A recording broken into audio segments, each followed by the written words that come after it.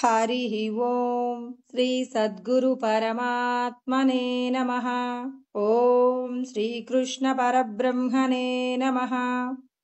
ओम गुरुर्ब्रह्मा गुरुर्विष्णुः गुरुर्देवो महेश्वरः गुरुः साक्षात् परब्रह्म तस्मै श्री गुरवे नमः। ओम श्री गुरुभ्यो नमः। यस्य प्रसादादहमेव सर्वं मय्येव सर्वं परिकल्पितं च इत्थं विजानामि सदात्मरूपं तस्याङ्घ्रिपद्मं प्रणतोऽस्मि नित्यं। ब्रह्मानन्दं परमसुखदं केवलं ज्ञानमूर्तिं द्वन्द्वातीतं गगनसदृशं तत्त्वमस्यादिलक्ष्यम् एकं नित्यं विमलमचलं सर्वदी साक्षिभूतं भावातीतं त्रिगुणरहितं सद्గురుం తం నమామి। నమో గురుదేవ। ఈరోజు మనం భగవద్గీత యందు 3వ అధ్యాయము కర్మయోగము। శ్రీకృష్ణ పరమాత్మ ప్రతి ఒక్కరూ కూడా చేసేటటువంటి కర్మ యందు ఉన్నటువంటి దోషము ఏదైతే ఉంటుందో ఆ దోషాన్ని పోగొట్టుకోవాలని కృష్ణ పరమాత్మ ఇక్కడ సాంఖ్యయోగమును బోధించిన వెంటనే కర్మయోగమును ప్రారంభిస్తూ ఉన్నారు। మనం చేసేటటువంటి కర్మయందు ఏ విధమైనటువంటి దోషాలు మనల్ని అంటుకుంటూ ఉన్నాయి। శంకరాచార్యుల వారంటున్నారు, అవిరోధితయా కర్మ నా విద్యాం వినివర్తయేత్ విద్యా విద్యాం నిహంత్యేవ తేజస్తిమిర సంగవత్ అంటారు। అంటే జ్ఞానము లేకుండా చేసినటువంటి కర్మ సత్ఫలితాలు ఇవ్వదు। అవిరోధితయా కర్మ నా విద్య వినివర్తయేత్ అంటే దేహ సంబంధమైన భార్య బిడ్డల మీద ఉన్నటువంటి మమకారము చేత, మనకున్నటువంటి సంపదల చేత అహంకారంతో మనం జీవిస్తూ ఉంటాం। ఈ అహంకార మమకారములను మనం విడిచిపెట్టనంత వరకు మనం చేసే కర్మయందు దోషం ఉంటుందండి। అందుకే పరమాత్మ 2వ అధ్యాయంలో ఏమన్నారు, విహాయ కామాన్ యస్సర్వాన్ పూమాంశ్చరతి నిస్పృహః నిర్మమో నిరహంకారః సశాంతి మదిగచ్చతి అన్నారు। అహంకార మమకారములను విడిచిపెట్టి చేసే కర్మయందు ఆశ అనురాగం లేకుండా చేసినప్పుడు నువ్వు పరమశాంతిని పొందుతావు అన్నారు। అంటే సమస్త కర్మల యొక్క ఫలితం పట్ల ఆసక్తి లేకుండా ఉన్నప్పుడు మనం పరమశాంతిని పొందగలుగుతామన్నారు। శంకరాచార్యుల వారు కూడా అదే మాట చెప్తున్నారు। అందుకే ఇక్కడ ఏమన్నా విద్యా విద్యాం నిహంత్యేవ అంటే జ్ఞానముతో కూడినటువంటి కర్మ, ఏది సత్యమైనది, ఏది శాశ్వతమైనది, ఏది అశాశ్వతమైనది, నశ్వరమైనది, ఇలాంటి విభజన లేకుండా మనం నశించిపోయే వస్తువుల కోసం అసత్యాన్ని మనం ఎప్పుడూ కూడా వెంట పెట్టుకొని నడుస్తూ ఉంటామండి। అసత్యంతో కూడినటువంటి ప్రవర్తన మనకేం చేస్తుందంటే అనేక రకములైనటువంటి పాపములను అనుభవించడానికి కావలసిన స్థితిని తీసుకొస్తుంది। కాబట్టి మనం చేసేటటువంటి కర్మయందు దోషము లేకుండా మనం కర్మ చేయాలి అంటే ఖచ్చితంగా జ్ఞానముతో కూడిన కర్మ అయి ఉండాలి। అందుకే నిహంత్యేవ తేజస్తిమిర సంగవత్ అంటే చీకటిగా ఉన్నటువంటి చోట దీపాన్ని వెలిగిస్తే ఎలా అయితే అక్కడ ఉన్న ప్రదేశమంతా వెలుగుతో ప్రకాశిస్తుందో, అదే విధంగా జ్ఞానం అనేటటువంటి జ్యోతి ఎవరిలో అయితే ప్రకాశిస్తుందో, ఎటువంటి జ్ఞానము, శాశ్వతమైనటువంటి సచ్చిదానందమైనటువంటి ఆత్మజ్ఞానము ఎవరికైతే తెలుస్తుందో, ఆత్మజ్ఞానాన్ని ఎవరైతే పూర్ణంగా అనుభూతి పొందాలనుకుంటారో వారందరూ కూడా చేసేటటువంటి కర్మను ఏ విధంగా చెయ్యాలో, ఏ విధంగా చేస్తే ఆ కర్మ గొప్పదైనటువంటి ఫలితాలను ఇస్తుందో దానికి తగినటువంటి జ్ఞానాన్ని తెలుసుకొని ఆ జ్ఞానంతో కూడిన కర్మ చేసినప్పుడు ఆ కర్మ మనకు గొప్పదైన ఫలితాన్ని ఇస్తుంది అని చెప్పేసి అంటున్నారు. అంటే ఈ దేహమే నేను అనుకుంటూ చేసేటటువంటి కర్మలలో దోషము పట్టకుండా ఉండడానికి జ్ఞానముతో కూడిన కార్యాచరణ చెయ్యాలని చెప్పేసి కృష్ణ పరమాత్మ కర్మయోగం గురించి చెప్పారు. నిష్కామ కర్మ అంటే ఫలితాన్ని ఈశ్వరుడికి సమర్పణ చేసి మనం కర్మ చేసినప్పుడు ఆ కర్మ మనల్ని ఉద్ధరిస్తుందని పరమాత్మ అంటున్నారు. ఈ దేహము లోపట ఉన్నటువంటి దోషరహితమైన కర్మ ఎలా చేయకుండా ఉండగలము అంటే పరమాత్మ మనందరికీ కూడా కర్మను ఎవరెవరు చేస్తారు, ఎవరు కర్మ చేయకుండా ఉండగలుగుతారు, ఇటువంటి విషయాలన్నింటినీ కూడా ఇందులో పొందుపరిచారండి. ఇక్కడ మనం కర్మయోగాన్ని ప్రారంభించడానికంటే పూర్వం అర్జునుడికి తలెత్తినటువంటి ప్రశ్నలు కొన్ని ఉన్నాయండి. అర్జునుడు సాంఖ్యయోగమునందు చెప్పబడిన ప్రతి విషయాన్ని కూడా చాలా జాగ్రత్తగా విని ఉన్నాడండి. మొట్టమొదట సాంఖ్యయోగమునందు కృష్ణ పరమాత్మ ఏ ఏ విధమైన విషయాలు చెప్పారో ఒక్కసారి మనం చెప్పుకున్న తర్వాత ఎందుకు అర్జునుడికి ఈ సందేహం కలిగిందో దాని గురించి విచారణ చేద్దామండి. మొదట కృష్ణ పరమాత్మ సాంఖ్యయోగమునందు ఏమన్నారు? నీవు ఆత్మవి అనేటటువంటి జ్ఞానాన్ని మనకు వివరణ చేశారండి. అశోచ్యానన్వశోచస్త్వం ప్రజ్ఞావాదాంశ భాషసే గతాసు నగతాసూంచ నానుశోచంతి పండితాహ అన్నారు. అంటే నువ్వు ఒక పండితుడు లాగా మాట్లాడుతూ ఉన్నావు, మరి గతించిన వాళ్ళ గురించి మాట్లాడుతున్నావు, జీవించి ఉన్న వాళ్ళ గురించి మాట్లాడుతూ ఉన్నావు, ఎందుకు శోకింప తగని విషయాల గురించి శోకిస్తూ ఉన్నావు? అంటే ఏనాడో ఒకనాడు మరణించేటటువంటి దేహాలకు సంబంధించి ఎందుకు నువ్వు దుఃఖిస్తున్నావు అని చెప్పేసి కృష్ణ పరమాత్మ అర్జునుడితో మాట్లాడతారు. పండితులెవరూ కూడా నశించిపోయే దేహాలకు సంబంధించిన విషయాలను మాట్లాడరు. శాశ్వతమైనటువంటి ఆత్మ గురించి తెలిసినటువంటి వారు దేహ సంబంధమైనటువంటి విషయాలలో ధర్మాన్ని మాత్రమే పట్టుకుంటారు. అధర్మంగా ఉన్న వారికి సంపదలు ఇచ్చేస్తానని, అధర్మంగా ఉన్న వారిని ఈ లోకంలో పెంచి పోషిస్తానని ఎవరూ చెప్పరు. మనము పంట యందు అంటే ఏదైనా ఒక పైరు యందు కలుపు మొక్కలుంటే తీసివేయడానికి ఎవరూ కూడా వెనుకంజ వెయ్యరు. అదే విధంగా నీవెవరో నీకు తెలియకపోవడం వల్ల బంధువులు తప్పు చేసినా వాళ్ళని క్షమిస్తాను, వాళ్ళకి నా సంపదలు ఇచ్చేస్తాను అని చెప్పేసి అర్జునుడు మాట్లాడిన మాటలకి కృష్ణ పరమాత్మ అంటున్నారు, నేను సృష్టించినటువంటి ఈ లోకంలో కలుపు మొక్కలుగా ఉన్నవారు ఎవరు అంటే ధర్మాన్ని ఎవరైతే పట్టించుకోరో, తమ యొక్క సుఖాల కోసం ఎంతమంది యొక్క సంతోషాలనైనా ఎవరైతే లాగేసుకుంటారో, అవతలి వారి యొక్క ఆనందాన్ని చూసి ఎవరైతే ఓర్చుకోలేరో వాళ్ళందరినీ కూడా నేను కలుపు మొక్కలుగా భావన చేస్తాను.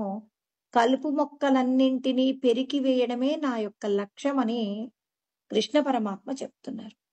మనం ఏదైనా ఒక పంటను వేసినప్పుడు కలుపు మొక్కలను తీయకపోతే పంటంతా పాడవుతుందని కలుపు మొక్కల పట్ల ఎంత శ్రద్ధను వహించి కలుపు మొక్కలు పెరుగుతామో, అదే విధంగా నేను సృష్టించినటువంటి జగత్తు యందు కూడా మరి ఎవరైతే నేను చెప్పిన సత్యాలను పట్టించుకోకుండా అధర్మంతో కూడిన కార్యాచరణ చేస్తూ ఇతరుల యొక్క ఆనందాలన్నింటినీ వాళ్ళు అనుభవిస్తున్నప్పుడు వాళ్ళని ఖచ్చితంగా నేనేం చేస్తాను?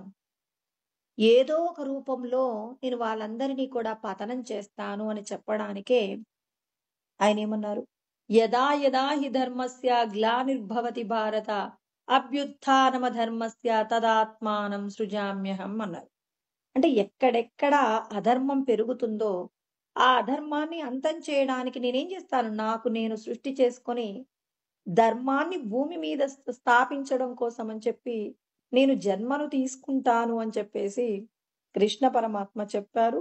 అధర్మ నివృత్తి కోసమే కృష్ణ పరమాత్మ పూర్ణమైన అవతారాన్ని తీసుకున్నారండి. శ్రీకృష్ణ పరమాత్మ ఆ శ్రీరాముడైతే మనుష్య రూపంలో వచ్చారు. మనుష్యుడు లాగానే ప్రవర్తించారు కానీ, కృష్ణ పరమాత్మ మాత్రం పరిపూర్ణ అవతారంగా ఆ పరమాత్మయే సాకార రూపంలో ఉంటే ఎలా ఉంటారో, ఇలా పూర్ణమైన అవతారంలో కృష్ణ పరమాత్మ భూమి మీద వెలసి, అధర్మాన్ని అంతం చేయడం కోసమని చెప్పేసి భగవంతుడే తాను ఒక రూపాన్ని, సాకార రూపాన్ని తీసుకొని లోకంలో శాంతిని స్థాపించడం కోసమని చెప్పేసి ఈశ్వరుడే మరి కంకణం కట్టుకొని అర్జునుడి చేత యుద్ధం చేయించడం కోసమని చెప్పేసి ఆయన రథసారథిగా ఉన్నాననే విషయాన్ని మనందరికీ కూడా అర్థం చేయిస్తున్నారు. అంటే కృష్ణ పరమాత్మ ప్రతి ఒక్కరిలో 84 లక్షల రకాల ఉపాధులన్నింటిలో కూడా రథసారథిగా ఎవరున్నారంటే కృష్ణ పరమాత్మ రథసారథిగా ఉన్నారండి. మనందరినీ నడిపించేది ఎవరు అంటే ఆ కృష్ణ పరమాత్మయే. అంటే సాకార రూపంలో మాట్లాడితే కృష్ణ పరమాత్మయే మనల్ని నడిపిస్తూ ఉన్నారు. నిర్గుణమైనటువంటి పరబ్రహ్మముగా మాట్లాడుకున్నప్పుడు మనం భగవంతుడని చెప్పేసి, పరమాత్మ అని చెప్పేసి మాట్లాడతాం. పక్కనున్న కృష్ణ అనే పేరు తీసేస్తాం. అంటే మనందరినీ నడిపించేది ఎవరు? ఆ పరబ్రహ్మమే రథసారథిగా ఉండి ఈ దేహాలన్నీ నడిపిస్తూ ఉన్నారు. ఈ దేహాలన్నింటిలో ఉన్నటువంటి ఈశ్వర చైతన్యాన్ని తెలుసుకోవడమే మానవ జన్మకున్నటువంటి ప్రత్యేకత అని చెప్పేసి మనకు శాస్త్రములన్నీ కూడా తెలియచేస్తూ ఉన్నారు. అంటే ఈ శరీరాలన్నింటినీ నడిపించే రథసారథి ఎక్కడున్నారు? మన లోపటే ఉండి నడిపిస్తూ ఉన్నారు. బయట బహిరంతచ్చ భూతానాం అచరం చరమేవచ. బాహ్యమునందు ఆంతరమునందు ఈశ్వరుడే ఉండి తన యొక్క జగత్తునంతా కూడా తాను జాగ్రత్తగా నడిపించుకునేటటువంటి ప్రయత్నంలోనే ఈశ్వరుడు ఎప్పుడూ కూడా ప్రవర్తిస్తూ ఉంటారన్నమాట. మన లోపట ఉన్నటువంటి పరబ్రహ్మము యొక్క శక్తి కోసం మనం ప్రయత్నం చేయాలి. నశించిపోయే దేహాలకు సంబంధించిన విషయాలలో ధర్మంతో కూడిన ప్రవర్తన ఉండేలాగా చూసుకోవాలి. అంటే ఇక్కడ కృష్ణ పరమాత్మ ఏం చెప్పారు? ఈ దేహాలన్నీ నశించిపోతాయి, అశాశ్వతమైనవి అని చెప్తూ, శాశ్వతమైనది ఆత్మయే, మీరందరూ కూడా ఆత్మస్వరూపులమే అనేటటువంటి జ్ఞానాన్ని పదిలపరుచుకోండి అని చెప్తూ మనకి స్వధర్మం గురించి చెప్పారు. ఈ దేహంలో ఉన్నటువంటి సత్య ఆత్మలే మీరందరూ కూడా. అంటే సచ్చిదానంద స్వరూపమే మీరు. మీరు నేను వేరు వేరు కాదు. మరి మీరు ఈ దేహమే నేను అనుకుంటున్నంత కాలం మీరు నా నుండి విడిబడి ఉంటారు. కానీ ఈ దేహంలో ఉన్న సత్య ఆత్మయే అని తెలుసుకున్నప్పుడు దేహ సంబంధమైన విషయాలను సాక్షిగా చూడగలిగినంత స్థితిలో జ్ఞానాన్ని సముపార్జించుకొని ఏ కర్మ చేసినా ఫలితాన్ని ఈశ్వరుడికి సమర్పణ చేస్తూ దేహ సంబంధమైన విషయాలలో ఎవరైతే ధర్మంతో కూడిన కార్యాచరణ ఉంటుందో అప్పుడు మనం భగవంతుణ్ణి చేరుకోవచ్చునని పరమాత్మ చెప్తూ ఉన్నారు.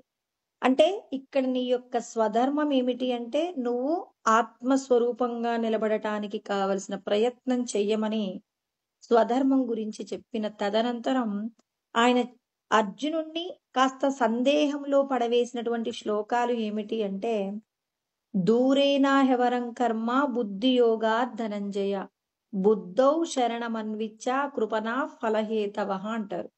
అంటే ఫలితాన్ని కోరి చేసేటటువంటి కర్మ అల్పమైనది. ఫలితాన్ని విడిచిపెట్టినప్పుడు ఆ కర్మ గొప్పదైన స్థితిని పొందుతుంది అన్నప్పుడు ఇక్కడ అర్జునుడు కొద్దిగా సందేహాన్ని వెలిబుచ్చుతారనమాట. అంటే ఇక్కడ కర్మ ముఖ్యమా జ్ఞానము ముఖ్యమా అని చెప్పేసి అర్జునుడు సందేహంలో ఉంటారు. కర్మ కంటే జ్ఞానమే గొప్పదైనప్పుడు ఇక జ్ఞానాన్ని తెలుసుకొని ఇక కర్మను చేయకుండా ఉంటాను. అర్జునుడికి ఒక మంచి అవకాశం దొరికిందండి. నాకున్న సంపదలన్నీ కూడా నా బంధువులకు ఇచ్చేస్తాను. నేను అడవులలోకి వెళ్తాను. నేను అంటే నా పరివారం, తన సోదరులు, తన వైపు ఉన్నటువంటి సైన్యం అంతా కూడా అరణ్యవాసం చేసి మిగిలిన జీవితాన్ని మేము గడుపుతాము. మాకు సంపదల మీద వ్యామోహం లేదు అని చెప్పేసి ఇక్కడ అర్జునుడు మాట్లాడినప్పుడు కృష్ణ పరమాత్మ జ్ఞానబోధ చేశారు. ఏమని చేశారు? అజ్ఞానముతో కూడినటువంటి ఆలోచనలన్నీ చేస్తూ ఉన్నావు అనటానికి కుతస్వాకష్మలమిదం విషమే సముపస్థితం అనార్యజుష్ట్యమస్వర్గ్యం అకీర్తికరం అర్జున. ఎందుకు అనార్యుడిలాగా ప్రవర్తిస్తున్నావు? స్వర్గానికి ప్రతిబంధకమైనటువంటి కర్మలను ఎందుకు చెయ్యాలనుకుంటున్నావు? ధర్మంగా ఉన్న వారిని ఎందుకు కాపాడనంటున్నావు? అధర్మంగా ఉన్న వారికి ఎందుకు నీ యొక్క సంపదలు ఇచ్చేస్తానంటున్నావు? ఒక పిరికివాడిలాగా ఎందుకు ఉండాలనుకుంటున్నావు? ఒక నపుంసకుడిలాగా ఎందుకు మారావు అని చెప్పేసి కూడా కృష్ణ పరమాత్మ అర్జునుడిని అంటాడనమాట. ఆర్యులకి ఎటువంటి ఆలోచనలు ఉంటాయి? భూమి మీద ధర్మాన్ని రక్షించాలనేటటువంటి భావన కలుగుతుంది. ఒక సోమరిపోతు మాత్రమే తాను ఒక పంట వేసుకున్నాడు. తనకు ఒక 2 ఎకరాల పొలం ఉందండి. పంట వేసుకున్నాడు. ఆ పంట యందు చెయ్యవలసిన పోషణ చెయ్యనప్పుడు కలుపు మొక్కలన్నీ కూడా పెరుగుతూ ఉంటాయి. అతడు సోమరిగా ఉండి కలుపు మొక్కలని కూడా పెరగనిస్తే తనకి చిట్ట చివరికి పంట వస్తుందా? పంట వేసిన పంటంతా కూడా కలుపు మొక్కల మయమైపోయి ఇక కలుపు మొక్కలే విస్తృతంగా పెరుగుతాయి, కానీ పంట పొలం ఏది కూడా మిగలకుండా పోతుంది. అది సోమరి యొక్క లక్షణం, అనార్యుడి యొక్క లక్షణం. ఆర్యుడి యొక్క లక్షణం కలుపు పుట్టకుండా ఉండేందుకు ప్రయత్నం చేస్తారు. పంట పొలం వేసిన వ్యక్తి తాను ఆ పంట ద్వారా తాను తన చుట్టూ ఉన్న సమాజానికి హితం చేయాలనుకున్నప్పుడు పంట వేసినప్పటి నుంచి కూడా కంటికి రెప్పలా కాపాడుకుంటూ కలుపు మొక్కలన్నింటినీ కూడా ఎక్కడెక్కడైతే కలుపు మొక్కలుంటాయో అక్కడ ఆయన ఒక్క నిమిషము కూడా ఒక్క క్షణం కూడా విశ్రమించకుండా కలుపు మొక్కలు పుట్టిన మొక్కను పుట్టినట్టే పెరికి వేస్తూ ఉంటాడు. అలా చేసినటువంటి వ్యక్తి గొప్పదైన ఫలితం పొందుతారు. నువ్వేం చేస్తున్నావు? సోమరిపోతులాగా నువ్వు అధర్మంగా ఉన్న వారికి రాజ్యం ఇచ్చేస్తానంటున్నావు. అది కరెక్ట్ కాదు అని చెప్పేసి హెచ్చరిక కూడా చేస్తారండి. అలా చేసిన తర్వాత అర్జునుడు అనేక విధములైనటువంటి సంభాషణ చేస్తారు. గురువులను నేను చంపలేనండి అని చెప్పేసి అంటారు. ఇలా అన్నప్పుడు నీవు ఈ శరీరాలను మాత్రమే చూస్తున్నావు. శరీరం లోపట ఉన్నటువంటి పరంధాముడు గురించి తెలుసుకో. ఈ దేహాలన్నీ చేసినటువంటి కర్మల యొక్క ఫలాన్నే అనుభవిస్తూ ఉంటాయి. ఈ శరీరంతో మనము ఎటువంటి కర్మ చెయ్యాలి అనే దాని గురించినటువంటి జ్ఞానము లేనందువలన ఎంతో మంది అధర్మంతో ఇప్పటికిప్పుడు పొందే ఆనందాల కోసం భగవంతుడు శాస్త్రం నందు చెప్పబడిన సత్యాలన్నీ విడిచిపెడుతూ మరి నశించిపోయే వస్తువుల పట్ల ఆపేక్ష కలిగి ఉంటారు. వాటి కోసం అని చెప్పేసి తప్పులు చేస్తుంటారు. ఈ చేసిన తప్పులన్నీ కూడా వీళ్ళని ఎన్ని జన్మలు ఎత్తినా మరి వాళ్ళు తీరనన్ని పాపపు కర్మలన్నీ కూడా అనుభవించాల్సి వస్తుంది. చూస్తుంటాం మనం అక్కడక్కడ కుష్టు వ్యాధి రావటం కానివ్వండి, కాళ్ళు చేతులు లేకుండా కానివ్వండి, ఇలా ఎన్నో రకాలైనటువంటి బాధలను అనుభవిస్తూ దేహాన్ని ఈడుస్తూ ఉంటారు. వీళ్ళందరూ వాళ్ళకి తెలిసి తెలియక అప్పటికప్పుడు పొందే ప్రయోజనాల కోసం అని చెప్పి ఆశపడుతూ ఎన్నో రకాలైనటువంటి పాపపు కర్మలు చేస్తారు. ఆ పాపపు కర్మలను చేసిన వారిని మనం ఈ లోకంలో ఎంతో మందిని చూస్తున్నాం. ఎంతో మంది ఎన్నో రకాలైనటువంటి అనారోగ్యాలతో, సంపదల లేమితో ఎన్నో రకాలైన దుఃఖాలను అనుభవిస్తూ ఉన్నారు. అలాంటి దుఃఖాలను అనుభవించటానికి కారణం భగవంతుడు కేవలం తన యొక్క లీలగా మాత్రమే ఈ లోకాన్ని నడిపించట్లేదు. పాపము చేసిన వారికి దండన ఉంటుంది అని చెప్పడానికే లోకంలో ఎంతో మంది దుఃఖాన్ని అనుభవిస్తూ ఉంటారు. ఆ దుఃఖాన్ని అనుభవిస్తున్నటువంటి వారిని చూసినప్పుడు వీరు తప్పు చేశారు కాబట్టి వీళ్ళకి ఇలాంటి శిక్ష పడింది.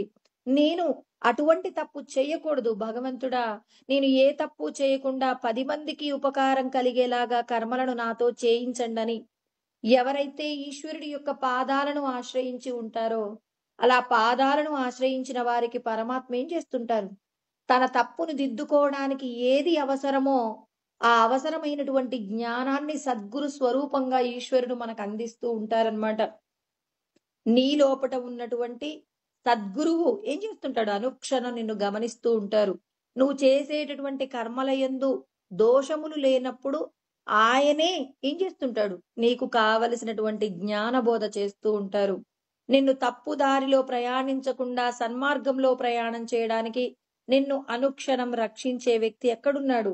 నీ లోపటే ఉన్నారనే సత్యాన్ని ఎవరైతే గుర్తిస్తారో, అలా గుర్తించిన వారేం చేస్తారు, భగవంతుడు నన్ను ప్రతి క్షణం గమనిస్తున్నారు.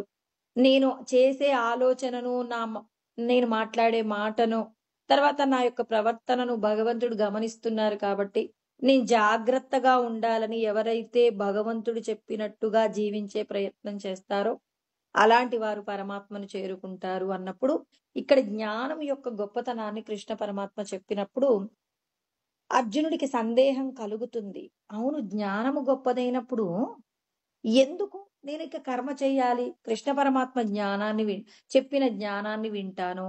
విని ఇక యుద్ధం చేయకుండా హాయిగా వైరాగ్య భావన చేత నేనెక్కడికెళ్తాను? అరణ్యవాసం చేసుకుంటాను, సంతోషంగా ఉంటాను అని చెప్పేసి అర్జునుడు అర్జునుడికి మళ్ళీ సందేహం కలుగుతుందనమాట. అంటే ఇక నేను కర్మ చేయాల్సిన అవసరం లేదు. ఇక నాకు జ్ఞానం ఉంటే సరిపోతుంది అని చెప్పేసి అర్జునుడికి సందేహం కలుగుతుందనమాట. ఇతని యొక్క సందేహం గురించి మాట్లాడటానికంటే ముందు ఇంకో 2 మాటలండి. ఆ సాంఖ్యయోగంలో కృష్ణ పరమాత్మ ఏమన్నారు? స్థితప్రజ్ఞుడి గురించి చెప్పమని అర్జునుడు అడిగినప్పుడు, స్థితప్రజ్ఞుడి యొక్క లక్షణాలన్నీ కూడా చెప్తారనమాట.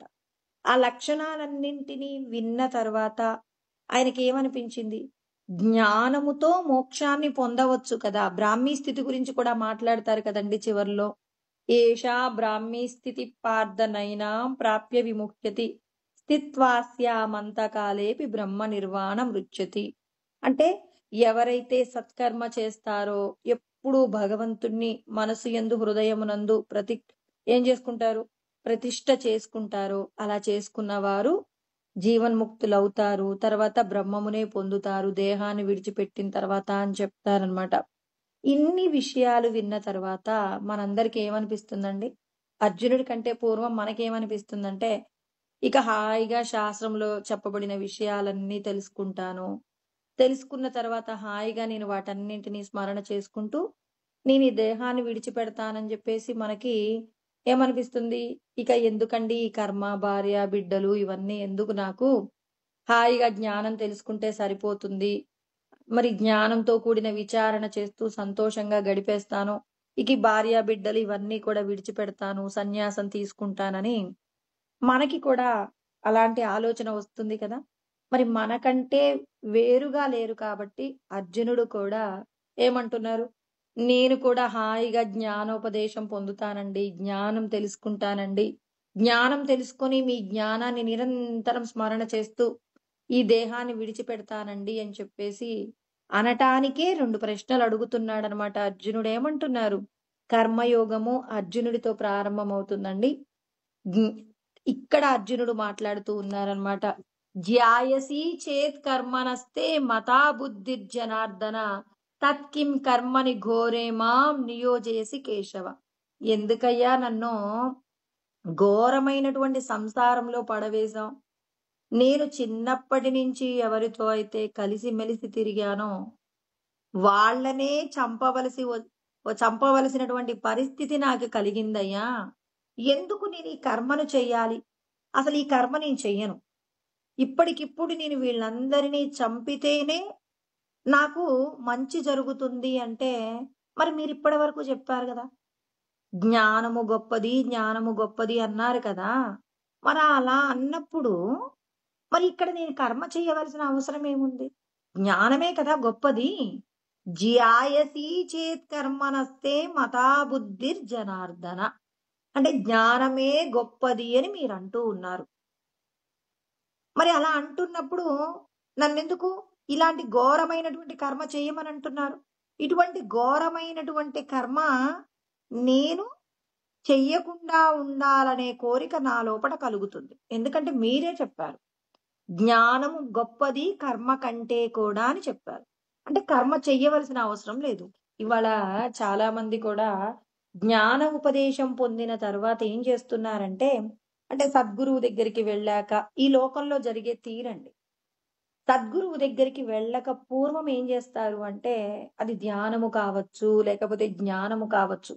ఇక్కడ మనం వెళ్ళిన తర్వాత ఏం జరుగుతుందంటే, భగవంతుడి మీద పరమ భక్తి కలిగిన వారికి మాత్రమే మన లోపటున్న సద్గురువు ఏం చేస్తారంటే, నీ యొక్క సాధనకు తగినటువంటి గురువుని ప్రసాదిస్తారండి. అలా ప్రసాదించినప్పుడు అక్కడ గురువు దగ్గరికి వెళ్ళాక ఏం చేస్తారు? ఈ రోజు వరకు గురువు గారి దగ్గరికి వెళ్ళేంత వరకు కూడా ఏం చేస్తారంటే, భగవంతుడికి పరమ భక్తితో పూజ, జపము, ధ్యానము ఇవన్నీ చేసిన వాళ్ళు, ఇక గురువు ఉపదేశం చేసుకొని వచ్చిన తర్వాత, ఇక మేము పెద్దోళ్ళం అయిపోయామని చెప్పేసి తెల్లారి నుంచి దీపం వెలిగించటం మానేస్తారు. ఇంకెందుకండి మేము బ్రహ్మమైపోయాము. బ్రహ్మమైపోయిన తర్వాత దీపాలు వెలిగించాల్సిన అవసరం ఏంటి? మా లోపటనే బ్రహ్మమున్నారు. మేము భగవత్ స్వరూపంగా మారిపోయామని చెప్పి, గురువుగారి పాదం పట్టనంత వరకు ఇంటి లోపట ధూపదీప నైవేద్యాలతో భగవంతుడికి మరి సమర్పణ చేసుకున్నటువంటి వారు గురువు ఉపదేశం పొందగానే ఇంటికొచ్చేసి మేము బ్రహ్మమైపోయామని హాయిగా ఎప్పుడు చూసినా భగవన్నామ స్మరణ చేసుకుంటూ ఇంటి దేహ సంబంధమైన కార్యాలు చేసేస్తామని ఇక్కడ ఏం చేస్తున్నారు? ఈశ్వరుడిని పొందాలనేటటువంటి తాపత్రయం పోగొట్టుకొని ఈ దేహము లోపటున్న భగవంతుడితో తాదాత్మ్యత పొందుతూ బ్రహ్మమైపోయామని చేయవలసిన కార్యాలయందు ఏం చేస్తున్నారు? నిర్లక్ష్యంగా సోమరిపోతులుగా మారిపోతున్నారు. అసలు నిజంగా భగవంతుడు చేసిన ఉపదేశం అది కాదండి. ఇక్కడ అర్జునుడికి కూడా ఇటువంటి సందేహం కలిగింది. అందుకే శాస్త్రాధ్యయనం చేయనప్పుడు మనకేమవుతుందంటే ఎన్నో రకాల భ్రమలు కలుగుతాయి. ఇవాళ ఇలాంటి వాళ్ళు నేను చాలా మందిని చూశానండి. ఇక దేవాలయానికి వెళ్ళవలసిన అవసరం లేదని, తర్వాత ఇంట్లో కూడా ఏ విధమైనటువంటి పూజ, జపము ఇలాంటివి ఏమీ అవసరం లేదు. అయ్యగారు ఒక మంత్రం ఇచ్చారు, ఆ మంత్ర స్మరణ చేసుకుంటే ఇక ఏం పర్లేదు. దీపాలు, ధూపాలు, ఇక ఏ విధమైనటువంటి అర్చనలు, హోమాలు ఏమీ అవసరం లేదని చెప్పేసి చాలా మంది ఏమవుతున్నారంటే ఎన్నో లక్షల కోట్ల జన్మలలో మనం చేసిన పుణ్యం కొద్దీ భగవంతుడు ఎక్కడెక్కడ ఉన్నారో తెలుసుకునేటటువంటి ప్రయత్నం ఈశ్వరుడు మనకు అనుగ్రహం చేశారండి. ఆ అనుగ్రహం ఏంటి అంటే అణువణువున భగవంతుడు ఉన్నారనే సత్యం మనకు సద్గురువు జ్ఞానబోధ చేసినప్పుడు ఆ చేసినటువంటి జ్ఞానబోధ ఏదైతే ఉందో అది ఏం చేసిందంటే మనకు ఒక ప్రమోషన్ ఇచ్చిందండి. ఎటువంటి ప్రమోషన్ అంటే ఇప్పుడు ఒక వ్యక్తికి 50,000 రూపాయల ఉద్యోగాన్ని చేస్తున్నప్పుడు అతని యొక్క పనితీరును చూసి మేనేజర్ గారు ఏం చేశారంటే అతనికి ప్రమోషన్ ఇప్పించారు. నెలకి 1,00,000 రూపాయలు సంపాదించగలిగినటువంటి పెద్ద ఉద్యోగంలోకి ఆయన్ని ఆహ్వానించారు. అలా ఆహ్వానించటంతో అతని యొక్క ఉద్యోగ బాధ్యతలు పెరుగుతాయా? ఇప్పుడు తగ్గుతాయా? జీతం పెరిగింది అంటే పని యొక్క నిర్వహణ కూడా పెరగాల్సి ఉంటుంది కదండి. మనం కూడా సద్గురువు దగ్గరికి వెళ్ళక పూర్వం ఏం చేశామంటే ఈ పండుగ రోజులలో భగవత్ సంబంధమైన పూజలు, క్రతువులు చేశాం. ఇంకా ఇష్టమైతే పూజ చేసుకున్నాం, ఇష్టం లేకపోతే పూజలు ఏం చేసాం? ఆపేసుకున్నామండి. కానీ సద్గురువు దగ్గర జ్ఞాన ఉపదేశం పొందిన తర్వాత నీకు తెలియాల్సింది ఏంటంటే ఇంతకు పూర్వం అయితే నీకు నచ్చితే పూజ చేసావు, నచ్చకపోతే పూజ చేయలేదు. నచ్చితే భగవన్నామ స్మరణ చేసావు, నచ్చకపోతే చేయలేదు.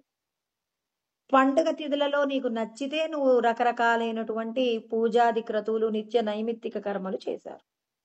అంటే మీ యొక్క అవసరాన్ని బట్టి, అవకాశాన్ని బట్టి చేశారు. కానీ సద్గురువు దగ్గర ఉపదేశాన్ని పొందిన తర్వాత మనకి భగవంతుడు ఏం ఉపదేశం చేశారో తెలుసుకోవడంలో మనం నిర్లక్ష్యంగా ఉన్నామో, చెప్పడంలో సద్గురువుల యొక్క లోపం ఉందో మరి మనకు తెలియదు. ఆ పరమాత్మకు తెలియాలి. అంటే ఏ సద్గురువు కూడా ఇలా చెయ్యరండి. మనం ఏం చేస్తామంటే ఇక బ్రహ్మమైపోయాము అని చెప్పేసి ఇక అక్కడ తెలుసుకున్నటువంటి కొన్ని విషయాలు మనం అక్కడ ఎంతసేపు ఉంటాం? కొద్దిసేపే ఉంటాం.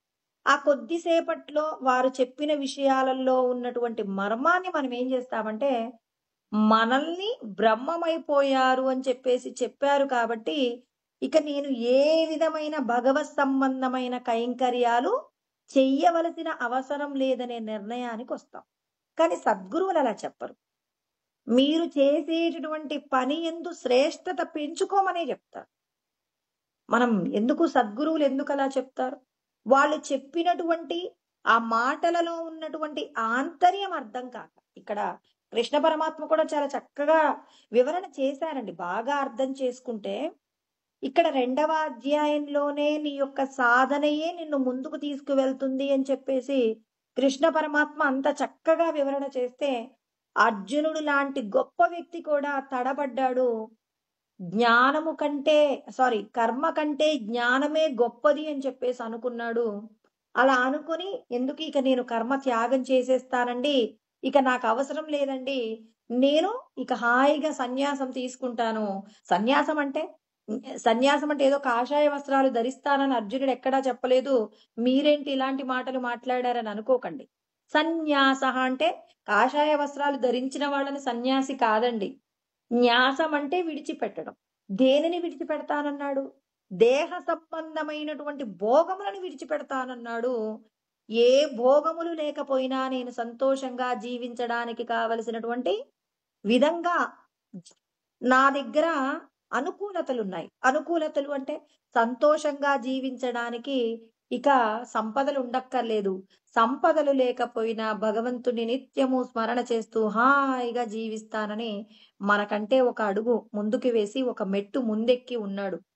సంపదల పట్ల, భోగముల పట్ల విరక్తి కలిగి సంపదలు లేకపోయినా భగవంతుణ్ణి నిరంతరం ధ్యానిస్తూ, స్మరిస్తూ సంతోషంగా బతికేస్తానని అర్జునుడు మాట్లాడారండి. ఎంత గొప్పగా మాట్లాడారండి.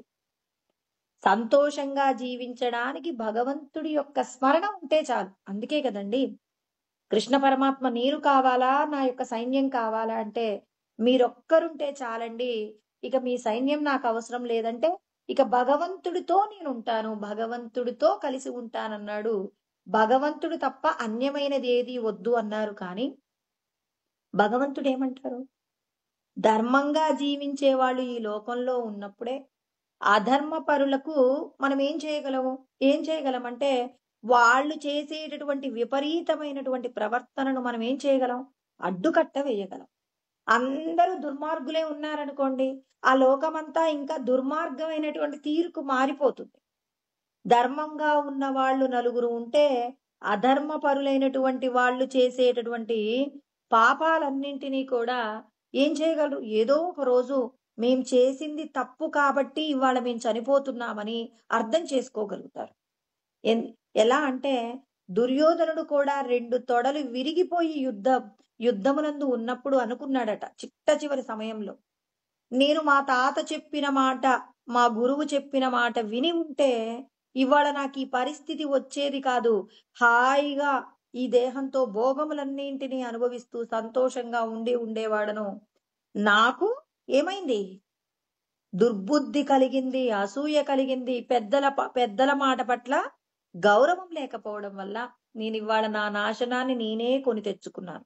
అంటే ధర్మపరులు ఈ లోకంలో ఉన్నప్పుడు అధర్మపరులు కనీసం మరణించేటప్పుడైనా వాళ్ళ యొక్క చివరి దశలోనైనా మేం చేసింది తప్పు, అప్పటికప్పుడు వచ్చిన ఆనందాల కోసం అని చెప్పి మేము పాపం చేశాం, కానీ శాశ్వతమైన దుఃఖాన్ని మూటగట్టుకుంటున్నామని తెలుస్తుంది కదా.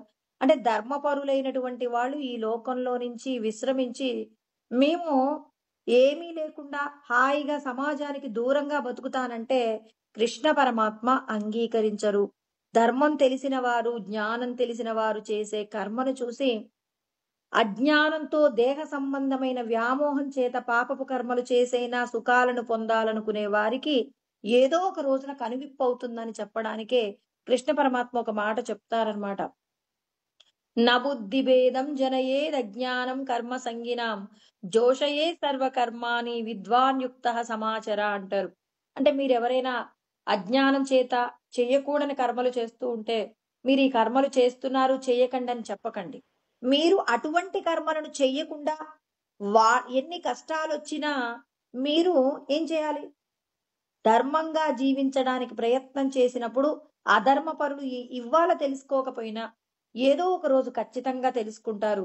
వాళ్ళకి ఎన్ని కష్టాలు వచ్చినా ధర్మం తప్పలేదు, మేము చిన్న కష్టానికే ధర్మాన్ని విడిచిపెట్టామని చెప్పేసి వాళ్ళు తెలుసుకుంటారు.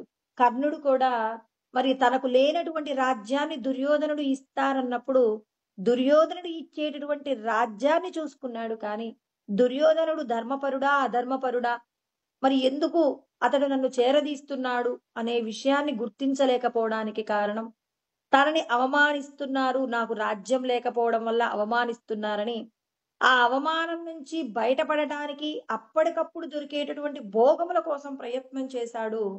ఆ ప్రయత్నం ఏం చేసింది? తన్ను చిట్ట చివరికి ఎంతో దుఃఖాన్ని పొందడానికి కావలసినటువంటి హేతువైంది కాబట్టి, అప్పటికప్పుడు వచ్చే సుఖాల కంటే కూడా శాశ్వతమైనటువంటి ఆనందం కోసం ప్రయత్నం చేసిన వారు ఎప్పుడూ మొదట్లో కాస్త దుఃఖం అనుభవించినట్టుగా ఉంటారేమో కానీ, శాశ్వతమైనటువంటి ఆనంద స్థితిని పొందుతారనే సత్యం కర్ణుడు కూడా చిట్ట చివరికి కృష్ణుడితో మాట్లాడినప్పుడు తన యొక్క దుఃఖాన్నంతా కూడా చెప్పుకుంటారనమాట. కర్ణుడికి ఎప్పుడు ఆనందంగా ఉండే రోజు ఒకటి ఉంది అంటే, కృష్ణ పరమాత్మకు తన మనసులో ఉన్న బాధనంతా చెప్పుకుంటారనమాట. ఎప్పుడు అటువంటి సందర్భం అంటే, కృష్ణుడు రాయబారం చేయడానికి వచ్చినప్పుడు ఈ దుర్యోధనులు వీళ్ళు ఆయన్ని బంధించే ప్రయత్నం చేస్తారు. ఆ తర్వాత మళ్ళీ తన యొక్క రూపాన్ని, విశ్వరూపాన్ని చూయించి మళ్ళీ తిరిగి వెళ్ళిపోయేటప్పుడు కర్ణుడిని ఊరి చివరి వరకు మరి తనను దించడం కోసం అని చెప్పేసి కర్ణుడిని రమ్మంటారనమాట. అలా కర్ణుడు వెంట వెళ్ళినప్పుడు చెప్తారు, నువ్వెవరు అంటే, నువ్వేమీ సూతపుత్రుడు కాదు నాయన, నువ్వు కుంతీపుత్రుడు అని చెప్పేసి తన జన్మ రహస్యాన్ని చెప్పి, ఇప్పటికైనా నువ్వు పాండుపుత్రుల వైపు వెళ్ళు, నీవే పెద్ద కుమారుడు కాబట్టి మరి పాండవ రాజ్యాన్ని అంతటికీ కూడా నువ్వే ఏకఛత్రాధిపత్యంగా పరిపాలించవచ్చు అని చెప్పేసి చెప్పినప్పుడు, నేనిక మోహము చేత పాపము చేయడం కోసం అని చెప్పి, అంటే నాకు లేనటువంటి ఐశ్వర్యాన్ని మరి దుర్యోధనుడు ఇచ్చారు కాబట్టి, మరి దుర్యోధనుడు నాకు లేనటువంటి దానిని ఇచ్చాడు కాబట్టి నేను సంతోషపడ్డాను కాబట్టి, మరి నేనేం చేశాను? జీవితాంతం దుర్యోధనుడు దుర్మార్గుడైనా అతన్ని సంతోషపెట్టే ప్రయత్నం చేశాను. అంటే దుష్టుడైన దుర్యోధనుడు నన్నేం చేశాడు? నన్ను నమ్మి సగభాగాన్ని ఇచ్చాడు కాబట్టి, నేను చేశాను తప్పు. ధర్మంగా ఉన్న వారితో నేను సహవాసం చేయకుండా అధర్మపరుడితో కలిసి ఉన్నాను కాబట్టి, ఇక నేను ఈ దేహాన్ని విడిచిపెట్టేంత వరకు కూడా అధర్మపరుడైనా నేను దుర్యోధనుడితోనే ఉంటాను. నేను చేసేది తప్పు అనే విషయం కూడా నాకు తెలుసు. నేనిలా చేసి ఉండకూడదు. అంటే మోహము చేత ఎవరైనా అప్పటికప్పుడు కలిగే సుఖాల కోసం పాపపు కార్యాలను చేయడానికి ప్రయత్నం చేస్తే ఎవరైనా నాలాగే దుఃఖాన్ని పొందుతారు. అంటే కర్ణుడి యొక్క జీవితం ఏంటి అంటే, మోహము చేత మనకు లేనటువంటి సుఖాలను పొందడం కోసం అధర్మపరులైన వారు మనకు సహాయం చేస్తారంటే, ఆ సహాయాన్ని తీసుకోకుండా ఉండే ప్రయత్నం చెయ్యాలి. అలా చేయడానికి కర్ణుడే ఉదాహరణ అండి. ఆ రోజు ఆయన ఆశపడ్డాడు. ఎంతో దుఃఖాన్ని పొందాడండి. ఎప్పుడు బాధపడుతూనే ఉంటాడు. కర్ణుడి జీవితాన్ని విచారణ చేస్తే ఎన్నో రకాలైనటువంటి ఉపచారాలు చేస్తారు. చేసినప్పటి ఆయుధాలు సంపాదిస్తారు. బ్రహ్మాస్త్రాన్ని కూడా సంపాదిస్తాడు పరశురాముడి దగ్గర నుంచి. చివరికి అతను అబద్ధమాడి ఆ అస్త్రాన్ని తీసుకున్నందుకు, నీకు అవసరమైన సందర్భంలో ఈ అస్త్రం ఉపయోగపడకుండుగాక అని చెప్పి మరి అక్కడ పరశురాముడు కూడా శపిస్తాడు. ఇలా ఆయన జీవితం అంతా శాపగ్రస్తంగా మారడానికి కారణం, అప్పటికప్పుడు తనకు కలిగే సుఖం కోసం అని చెప్పి దుర్యోధనుడి పక్కన చేరినందుకు ఎంతో దుఃఖాన్ని అనుభవిస్తారు. అంటే మనం కూడా సద్గురువు దగ్గర జ్ఞాన ఉపదేశం పొందిన తర్వాత మన యొక్క బాధ్యత పెరిగింది. సద్గురువు దగ్గరికి రాకపూర్వం నచ్చినప్పుడు మాత్రమే భగవత్ సేవ. సద్గురు ఉపదేశం నుంచి దేహాన్ని విడిచిపెట్టేంత వరకు కూడా నిరంతరము ఏం చేయాలి? మనం భగవత్ సంబంధమైన సాధన చెయ్యాలి. అంటే మన బాధ్యత పెరిగిందండి. ఉదయం లేచినప్పటి నుంచి లేవటం ఎప్పుడు ఎలా అంటే, ఈ దేహము ఉదయాన్నే మేల్కొన్నది అంటే మేల్కొన్న వెంటనే నీ లోపల భగవంతుడున్నాడనే సత్యం నీకు తెలిసింది కాబట్టి, మొదట నువ్వేం చేయాలి? బాహ్య అంతఃశుచి అంటారు. బాహ్య శుచి అంటే నీ లోపట ఉన్నటువంటి భగవంతుడికి నువ్వు పూజ చేసే అర్హత ఎప్పుడు పొందుతావు? నువ్వు స్నానం చేసినప్పుడు మాత్రమే నీ లోపట ఉన్నాడు ఈశ్వరుడికి అర్చన చేయడానికి కావలసిన అర్హత. ఇల్లు శుభ్రం చేయనిదే దీపం పెట్టం కదండి. అంటే ఇల్లు శుభ్రం చేస్తేనే దీపం పెడతాము అంటే, ముందు నీ దేహాన్ని శుభ్రం చేస్తేనే ఆ తర్వాత ఈ దేహం లోపట ఉన్న భగవంతుడికి నువ్వు చేసేటటువంటి భగవన్నామము అర్చన జరుగుతుందండి. అంటే మనం బాహ్యమైనటువంటి పుష్పములతో చేసే పూజ అపరా పూజ. నీవు మనస్సులో భగవంతుణ్ణి నువ్వు పూజించే నామస్మరణ చేత భగవంతుణ్ణి పూజించే పూజ ఈశ్వరుడికి అందాలి అంటే మొదట ఏం కావాలి? దేహానికి సంబంధించిన శౌచం ఉన్నప్పుడే అంతఃశౌచము లోపట ఉన్నటువంటి ఈశ్వరుడు యొక్క ఆరాధన జరుగుతుంది. అంతఃశౌచం అంటే మనస్సు యందు ఎవరి గురించినటువంటి చెడు ఆలోచనలు లేకుండా మనకేం చెప్తారు? సర్వభూత దయా పుష్పం, శాంతి పుష్పం, దయా పుష్పం, క్షమా పుష్పం, ఇలా అనేక రకములైనటువంటి పుష్పాలతో మనం ఏం చేయాలి? లోకాన్ని మనం గౌరవించవలసి ఉంటుంది. అంటే నీ మనస్సు యందు శౌచము, బాహ్యమునందు శౌచము. బాహ్యమునందు శౌచమనగానే సద్గురు ఉపదేశం తదనంతరం నువ్వు పొద్దున్నే చేయవలసింది స్నానమేనండి. ఇంతకు పూర్వం ఎప్పుడైనా స్నానం చేశారు అంటే, ఎప్పుడైనా అంటే కాస్త పనులన్నీ అయిన తర్వాత అటు ఇటుగా చేసే అలవాటు. ఒకవేళ పొద్దున్నే చేసే అలవాటు ఉన్నా, అయ్యో మాకు లేదండి మీరు అలా అన్నారేంటి అనుకోకండి. ఎప్పుడు అంటే అవసరాన్ని బట్టి మనం ఏం చేస్తూ ఉంటాం, మన పరిస్థితిని బట్టి మనం ఆ స్నానాన్ని హెచ్చుతగ్గులు చేస్తూ ఉంటాం. సద్గురువు నీ లోపట ఉన్నారనే విషయం, సద్గురువు నీ లోపట పరంధాముడు ఉన్నాడనే విషయం నీకు తెలిసిన వెంటనే నువ్వు చెయ్యవలసిన ప్రథమ శౌచం శరీరానికి సంబంధించినటువంటి స్నానమే ప్రథమ శౌచం. మనం తల్లి గర్భంలో నుంచి పుట్టిన వెంటనే చేసేటటువంటి మొదటిది ఏమిటి అంటే మరి స్నానం చేయించడమే జరుగుతుంది. కాబట్టి మనమందరము కూడా రాత్రి నిద్రించి ఉదయాన లేస్తున్నామంటే మరొక జన్మను మనం తీసుకుంటున్నాం. కాబట్టి మనం పొద్దున లేవగానే స్నానంతో ప్రారంభించి బాహ్య శౌచాన్ని మనం శరీరానికి అందించి అంతఃశౌచమైనటువంటి మనస్సులో ఏ విధమైనటువంటి వికారాలు లేకుండా మనం ఏం చేయాలి అంటే త్రిగుణాల మాయతో కూడినటువంటి వికారాలు, పరులకు ద్రోహం చెయ్యాలనేటటువంటి వికారాలన్నింటినీ ఒక్కొక్కటిగా నెమ్మదిగా పోగొట్టుకుంటూ మనం ఏం చేయాలి? భగవద సంబంధమైన అర్చన, పూజ, జపం ఇవన్నీ చెయ్యటమే ఈశ్వరారాధన అంటే సద్గురువు ఉపదేశం. ఇంత చక్కగా చెప్పినా కృష్ణ పరమాత్మ చెప్పిన విషయాలు అర్జునుడికి బోధపడనట్టు మనకి కూడా సద్గురువులు శాస్త్రము యందు చెప్పబడిన సత్యాలు సగమే అర్థమవుతూ ఉన్నాయి. కాబట్టి పూర్ణంగా అర్థం చేసుకున్నప్పుడు మాత్రమే మనం గొప్పదైన ఫలితాలు పొందుతాం. అందుకే కృష్ణ పరమాత్మ అంటారండి, రాజవిద్య రాజగుహ్యం పవిత్రమిదముత్తమం ప్రత్యక్షావగమం ధర్మ్యం సుసుఖం కర్తుమవ్యయం అంటారు. అంటే రాజవిద్య చాలా పవిత్రమైనది, శ్రేష్టమైనది, ఉత్తమమైనది, రహస్యాలలోకెల్లా గొప్ప రహస్యమైనది. కానీ దీనిని ఆచరించడం చాలా సులభం. నేను చెప్పినటువంటి విషయాలను జాగ్రత్తగా తెలుసుకొని జాగ్రత్తగా ఆచరిస్తే మీరు దేహ సంబంధమైనటువంటి దుఃఖాలను పొందడంలో సుఖాలను పొందడంలో మీరు ఎన్నో రకాలైనటువంటి ప్రయత్నాలు చేయాలి. కానీ నేను చెప్పిన విధంగా గనక మీరు కర్మ చేస్తే ఆ చేసినటువంటి కర్మ ఏమవుతుందంటే మీకు చాలా సులభంగా గొప్పదైనటువంటి శాంతిని ప్రసాదించే విధంగా ఉంటుంది. అంటే నేను చెప్పినట్టుగా చేస్తే పరమశాంతి పొందుతారు.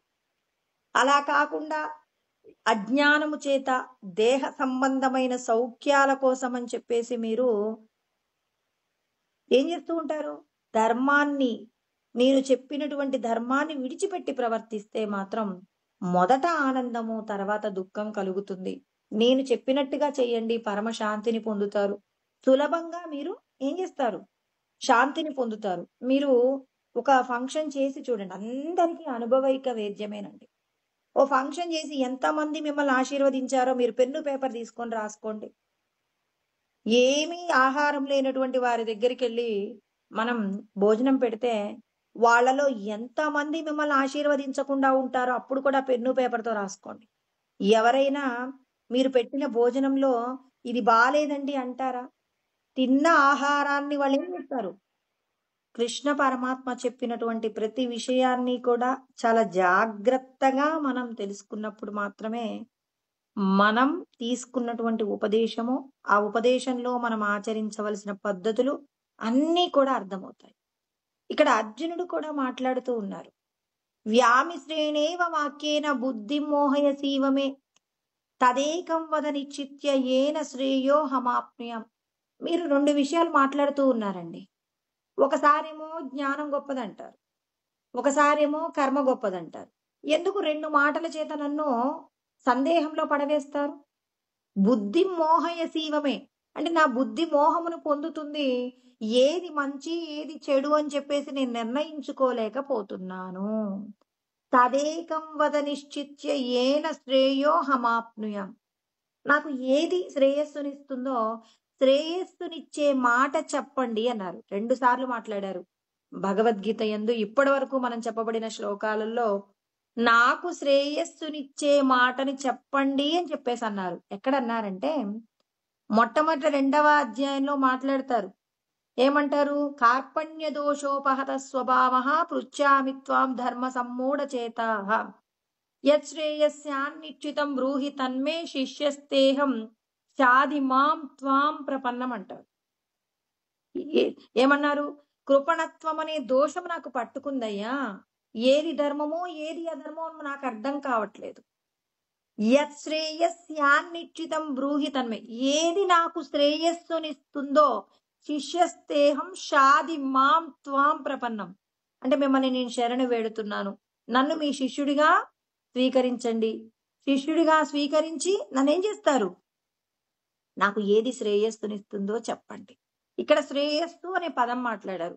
మనం కూడా డబ్బు సంపాదించేటప్పుడు, తర్వాత ఇంకా కుటుంబాన్ని పోషణ చేసేటప్పుడు శ్రేయస్సు, మా శ్రేయస్సు మేము చూసుకోవద్దా, ఉన్నదంతా పరులకు పనిచేస్తే మళ్ళీ మా కుటుంబం పరిస్థితి ఏంటి అని ఇలా రకరకాల మాటలతో శ్రేయస్సు గురించి మాట్లాడుతూ ఉంటాం కదండి. ఇక్కడ అర్జునుడు కూడా అంటున్నారు, మా యొక్క శ్రేయస్సు ఏంటో నేను నిర్ణయించుకోలేకపోతున్నాను. నాకు శ్రేయస్సు అంటే ఏంటి చెప్పండి. అసలు శ్రేయస్సు గురించినటువంటి విషయాలు ఏమేమి ఉన్నాయి చెప్పండి. ఈ దేహ సంబంధమైన బంధువుల మీద ప్రీతి నాకు ఉండడం తప్ప, మా గురువులని మా తాతగారిని వీళ్ళందరినీ కూడా నేను చంపను అని అంటున్నాను. అంటే నాకు రక్త సంబంధీకులకు నా సంపదలు ఇచ్చేసి నేను సంపదలు లేకపోయినా సంతోషంగా ఉండగలనని నేనే అంటుంటే, నాకు భోగములు లేకపోయినా నేను సుఖంగా జీవించగలనని నేను అనుకుంటుంటే మీకెందుకండి? మీకొచ్చిన బాధ ఏంటి? అసలు మీకేంటి ఇబ్బంది? మా వాళ్ళకి మా సంపదలు ఇస్తున్నాం, మీ సంపదలు ఏమన్నా ఇవ్వమన్నానా నేను? నాకు రావలసిన రాజ్యాన్ని వాళ్ళు ఇవ్వనన్నారు. సరే అనుభవించండి, మీరే అనుభవించండి. అవి లేకపోయినా మేము సంతోషంగా ఉండగలమంటే మరి ఇప్పుడు మధ్యలో కల్పించుకోవాల్సిన అవసరం ఏంటండి? 2 అన్నదమ్ములు కొట్టుకుంటున్నారండి. చిన్నవాడు అంటున్నాడు, పర్లేదులే నాన్న అన్నయ్యకి ఇచ్చేస్తాను, నాకు అవసరం లేదులే నాన్న అంటే తండ్రి ఏమంటాడు? నాకు 2 కొడుకులురా, నాకున్నది ఇద్దరికి కూడా సమానంగా ఇచ్చేస్తా. ఒకవేళ పెద్దవాడు నేను కష్టంలో ఉన్నానంటే నా దగ్గర ఉన్న వాటా ఏదైనా ఉంటే అది నీకు ఇవ్వకుండా వాడికి ఇచ్చేస్తాను, కానీ నేను ఎంతైతే ఇవ్వాలనుకున్న దాన్ని ఇద్దరికి సమంగా ఇస్తానంటారు. చిన్నోడు ఏమంటాడు? అదేంటి నాన్న మీరు అలా మాట్లాడతారు, నాకు అవసరం లేదు నేనే అంటుంటే మీకేంటి? అప్పుడు తండ్రి గారు ఏమంటారు? ఇవాళ నువ్వు వద్దనొచ్చు, రేపటి రోజున నీ పిల్లలు ఏమంటారు? మా తాతగారు మాకున్నదంతా కూడా మా పెదనాన్నగారికి ఇచ్చేశారు, మా తాతగారి గురించి అంటే నా గురించి ఏమనుకుంటారు? పిల్లలు తప్పుగా అనుకుంటారు. నువ్వంటే ఇవాళ వద్దంటావు, కానీ నీ పిల్లలు అనకుండా ఉంటారా? నీలాగే నీ పిల్లలు ఉంటారా? నీ అన్నతో నీకున్న అనుబంధాన్ని బట్టి నువ్వు ఇచ్చేస్తానంటున్నావు. మరి నీ పిల్లలు అడగకుండా ఉంటారా? నీ పిల్లల నోరు మూయించగలవా? అయినా నా కొడుకులకి నేను ఎంత ఇవ్వాలో నాకు తెలుసు. నేను 2 పిల్లల్ని కన్నాను, వాళ్ళకి ఎంతైతే ఇవ్వాలనుకుంటానో అంత ఇచ్చేస్తానని చెప్పి ఇక్కడ తండ్రి జోక్యం చేసుకొని, నీది నువ్వు అనుభవించు, నీ పిల్లలకి నీకు అవసరం లేదంటున్నావుగా, నీ పిల్లల పేరు మీద రాసేస్తానంటాడు తాతగారు, అంటే తండ్రి గారు. ఇలా కృష్ణ పరమాత్మ కూడా ఇదేనండి, ఈ లోకమంతా నాది. ఇక్కడేంటి? 2 ధర్మంగా ఉన్న అన్నదమ్ములే మరి ఒకరినొకరు రాజీ పడతానంటే తల్లిదండ్రులు ఒప్పుకోరే. తల్లిదండ్రి 2 మాట్లాడతారు. ఎందుకు నాయనా అలా మాట్లాడతావు? మమ్మల్ని రేపటి రోజున మీ పిల్లలు తక్కువ చేసి మాట్లాడితే నువ్వు మాత్రం సహించగలవా? మమ్మల్ని నీ పిల్లలు హేళన చేస్తే నువ్వు భరించగలవా? వద్దురా బాబు, ఆవేశంతో నిర్ణయాలు తీసుకోకు. రేపు నీ భార్య తరపున వాళ్ళు కూడా నిన్ను నింద చేస్తారు, నిన్నే కాదు నన్ను కూడా నింద చేస్తారని తల్లిదండ్రులు మాటలు నచ్చజెప్పి నీకు కావాల్సింది నువ్వు తీసుకో. ఇంకా ఏదైనా నీ అన్నగారి మీద ప్రేమ ఉంటే, ఎప్పుడైనా నీ దగ్గర ఏదైనా ఉంటే, వాడు కష్టంలో ఉంటే వాడిని కాస్త చేరదీసే ప్రయత్నం చెయ్యి, కానీ సంపదలేమి ఇవ్వద్దు అని చెప్పేసి మరి తల్లిదండ్రులు కొడుక్కి చెప్తున్నారని. కృష్ణ పరమాత్మ కూడా ఇదే పాత్ర. ఎందుకు అంటే మన అందరి యొక్క దేహాలకు తల్లి ప్రకృతి, మూల ప్రకృతి అమ్మవారండి. ఈ శరీరం లోపట ఉన్నటువంటి బీజానికి అధిపతి ఎవరు అంటే కృష్ణ పరమాత్మ అని చెప్పారు. చెప్పిన మాట నేను ఎప్పుడు చెప్తుంటాను కూడా. 14వ అధ్యాయంలో 3, 4 శ్లోకాల్లో చెప్పారు. ఏమని చెప్తారు? తాసాం బ్రహ్మ మహద్యోనిః అహం బీజప్రదః పితాః. అంటే సమస్త ప్రాణులకు కూడా తల్లి మూల ప్రకృతి అయితే తండ్రి నేను అని చెప్పేశారు. మమయోని మహద్బ్రహ్మ తస్మిన్ గర్భం దదామ్యహం సంభవ సర్వభూతానాం తతో భవతి భారత అంటారు. అంటే మమయోని గొప్పదైనటువంటి సృష్టి కార్యం చేయగలిగినటువంటి ఉత్పత్తి స్థానం మూల ప్రకృతి. మహద్బ్రహ్మ అంటే గొప్పదైన చైతన్యవంతమైన బీజం. 84 లక్షల రకాల ఉపాధులు పుట్టడానికి మూలమైన చైతన్యవంతమైన బీజాన్ని తస్మిన్ గర్భం దదామ్యహం నేనేం చేస్తున్నాను? మూల ప్రకృతి యందు నేను విడిచిపెడుతూ ఉన్నాను. అలా విడిచిపెట్టినప్పుడు ఏమవుతుంది? సమస్త సృష్టి అంతా కూడా జరుగుతుంది. సర్వయోనిషు కౌంతేయ అంటే సమస్తమైనటువంటి ప్రాణులు వివిధ జాతుల యందు కూడా అన్నింటి యందు కూడా ప్రాణులన్నీ పుడుతూ ఉన్నాయి. మూల ప్రకృతి నుంచే పుడుతూ ఉన్నాయి. మూర్తయ సంభవంతియ అన్ని రకాల శరీరాలన్నీ పుడుతూ ఉన్నాయి. మరి ఇన్ని రకాలైనటువంటి శరీరాలన్నీ పుడుతున్నాయి. వీటికి తల్లి అమ్మ మూల ప్రకృతి, తండ్రి నేను. అంటే మన తల్లిదండ్రులు ఏమంటున్నారు? ధర్మంగా ఉన్నటువంటి వారిని రక్షిస్తారు, అధర్మంగా ఉన్నటువంటి కలుపు మొక్కలను తీసివేయడానికి కూడా సిద్ధపడతారు. కృష్ణ పరమాత్మ నాకున్నదంతా ఇచ్చేస్తానని అర్జునుడు అంటుంటే భగవంతుడు ఏమంటున్నారు? నేను అలా ఒప్పుకోను. అధర్మంగా ఉన్నవాడికి నీ యొక్క సంపద ఇవ్వడమే కాదు, ఇవ్వడానికి ఒప్పుకోను. ఇంకొకటి ఏంటి? నీ చేత వాడు సంహరించబడేలాగా నేనే నీకేం చేస్తాను? శక్తిని కూడా ఇస్తాను. అంటే ఒక అధర్మంగా ఉన్నటువంటి వ్యక్తిని ఏం చేయాలి? వాడిలో ఉన్న అధర్మాన్ని పోగొట్టడానికి నువ్వే ప్రయత్నం చేయాలి. నీ కుటుంబంలో ఒకడు అధర్మంతో ప్రవర్తిస్తున్నాడండి. అధర్మంతో ప్రవర్తిస్తున్న వాడికి బుద్ధి చెప్పే ప్రయత్నం మీరు చెయ్యరా? నాకెందుకులే అని చెప్పేసి మీరు వాడికి కావాల్సింది ఇచ్చి వెళ్ళిపోతానంటే మీరు ఒప్పుకుంటారేమో కానీ నేను ఒప్పుకోనంటాడు పరమాత్మ. అంటే ఈ మాట బాగా అర్థం చేసుకోవాలి. ఏమోలే వాడికి కావాల్సింది ఇచ్చేస్తానని చెప్పేసి, ఇప్పుడు తల్లిదండ్రులు ఉంటారండి, పిల్లలకి ఏదైనా కావాలి, ఒక చిన్న పిల్లవాడు ఇవ్వకపోయినా మాట్లాడు, పెద్దవాడు ఒకటి ఇస్తే సరిపోదు, రెండోది కూడా ఇవ్వమంటారు. ఇప్పుడు వాడికి కావాలన్నది ఇచ్చి వాడి మొండితనాన్ని పెంచుతారా? మొండితనాన్ని పోగొట్టే ప్రయత్నం చేస్తే వాడు శ్రేష్ఠుడవుతాడా?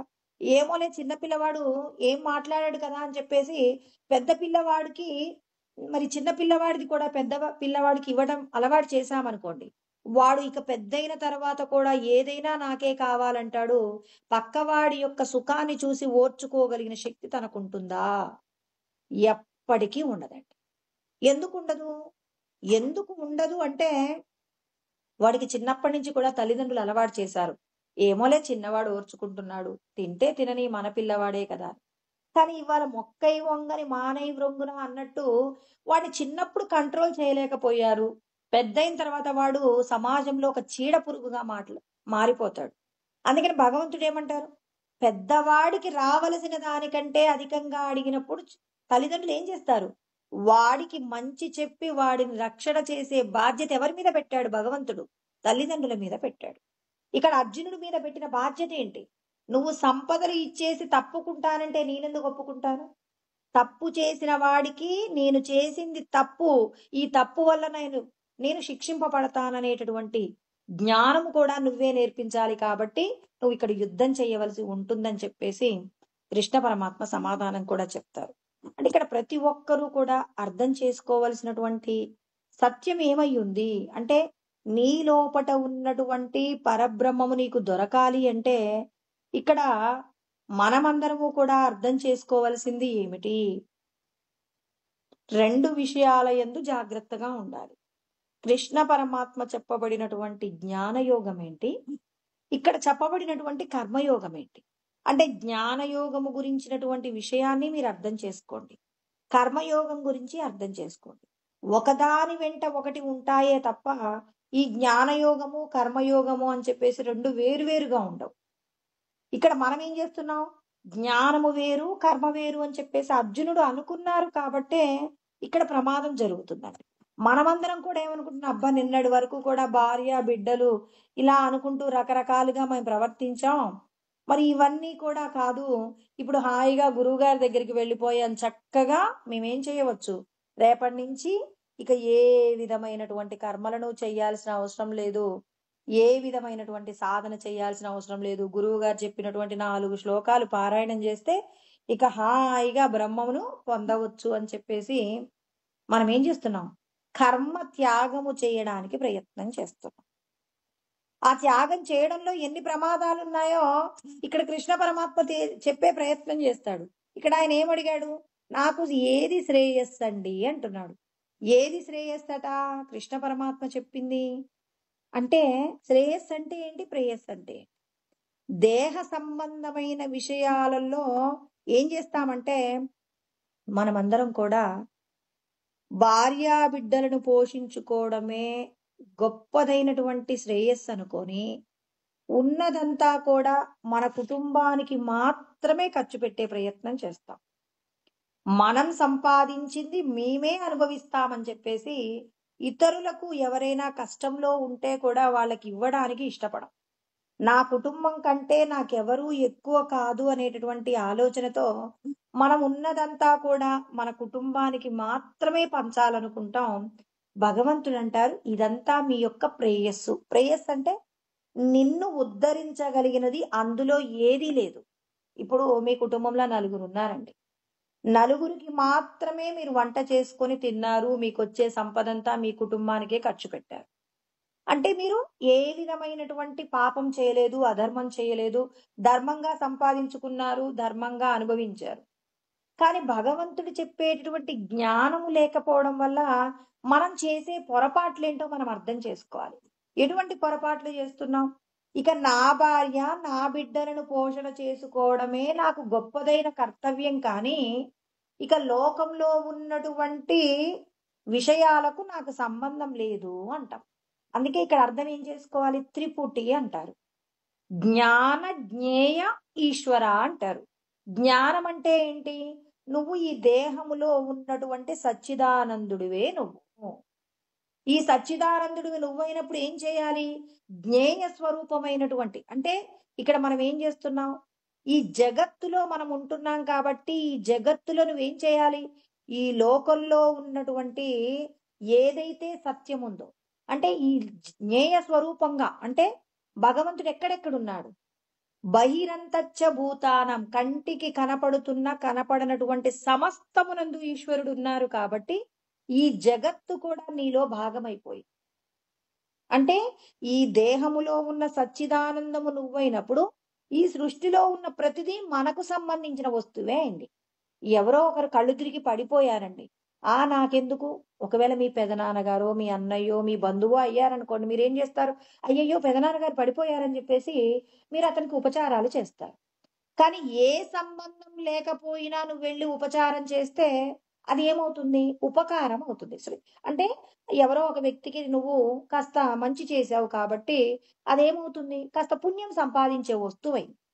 కానీ ఇప్పుడు నీకు అది పుణ్యము పాపము రెండూ కాకుండా అది నీ శ్రేయస్సుకి ఎలా ఉపయోగపడుతుందంటే, అక్కడ ఆ రూపంలో ఉన్నది కూడా నేనే, అంటే అన్ని రూపాలలో కంటికి కనపడనటువంటి చైతన్య స్వరూపంగా ఉన్నటువంటి చిత్ స్వరూపమైన ఆత్మయే నేను అనేటటువంటి జ్ఞానం నీకు కలిగినప్పుడు, ఇప్పుడు నీ కుటుంబానికి ఏదైనా ప్రమాదం వస్తే నువ్వు ఎలా అయితే జాగ్రత్తగా వాళ్ళని కాపాడే ప్రయత్నం చేస్తావో, ఇప్పుడు ఈ లోకంలో ఉన్న వాళ్ళలో ఎవరికైనా నీ కళ్ళ ముందు ప్రమాదం జరిగితే కూడా వాళ్లకు సంబంధించి మేలు జరగాలని నువ్వు చేసే ప్రయత్నం నీ యొక్క శ్రేయస్సు. చూడండి, మన ఇంట్లో మనకు బంధువులలో లేకపోతే మన స్నేహితులు ఎవరికైనా ప్రమాదం జరిగిందని మనం విన్నామండి.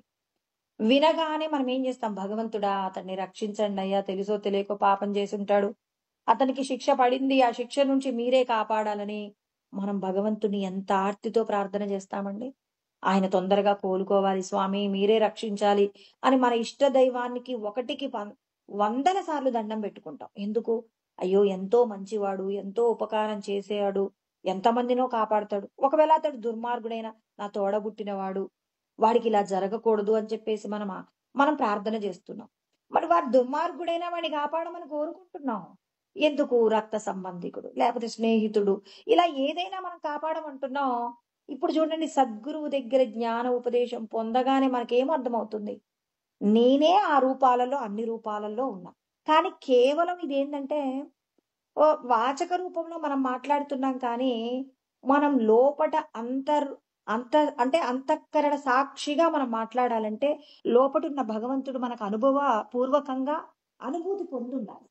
అంటే ఈ దేహం లోపట ఉన్న మనల్ని మనం తెలుసుకున్నప్పుడు అలాంటి భావన వస్తుంది. అంటే అలాంటి భావన ఊరికే వస్తుందా? ఇప్పుడు నేను ఒక టీచర్ ఉద్యోగం చెయ్యాలనుకున్నానండి. దానికి సంబంధించి నేను ఏం చేస్తున్నాను? ఒక అర్హత పరీక్ష రాశాను. బీఈడీ అనేటటువంటి ఒక అర్హత పరీక్ష రాశాను. ఇప్పుడు ఆ పరీక్షలో జాయిన్ అయ్యాను. అంటే ఆ పరీక్షలో పాస్ అయ్యాను. రాశాను, పరీక్ష పాస్ అయ్యాను. ఇప్పుడు నేనేం చేస్తాను? ట్రైనింగ్ పొందాలండి. ట్రైనింగ్‌లో ఏం చేస్తాను? అక్కడ నేను థియరీ నేర్చుకోవాలి. ప్రాక్టికల్స్ ఆ స్కూల్‌కి వెళ్లి నేను మరి ఏం చేయాలి? పిల్లలకు విద్యను బోధించేటటువంటి ప్రయత్నంగా థియరీ, ప్రాక్టికల్స్ అని 2 ఉంటాయి. ఇవన్నీ చేయాలి. అంటే ఇప్పుడు మనకి కూడా గురువుగారు ఏం చేశారు? నీవు అంతటా వ్యాపించి ఉన్నటువంటి బ్రహ్మమువే నువ్వు అని నీకు గుర్తు చేశారు. గుర్తు చేసి ఇక నీ బాధ్యతేంటి? సమాజంలో నువ్వు, నీతో ఉన్నటువంటి సమాజము అంతా కూడా భగవంతుడి యొక్క సృష్టిలో భాగమే అని చెప్పేసి, ఇప్పుడు మనం ఏం చేసాం? భగవంతుణ్ణి అన్ని రూపాలలో చూసే ప్రయత్నం చేస్తాం. ఇలా చూస్తున్నప్పుడు మనకు సందేహం కలుగుతుంది. ఒక వ్యక్తి దుర్మార్గుడు కదా!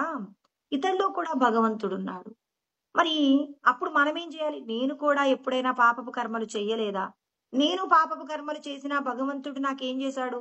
నేను చేసిన కొన్ని పుణ్య కర్మలు భగవంతుడికి నచ్చినప్పుడు, భగవంతుడు ఏం చేశాడు?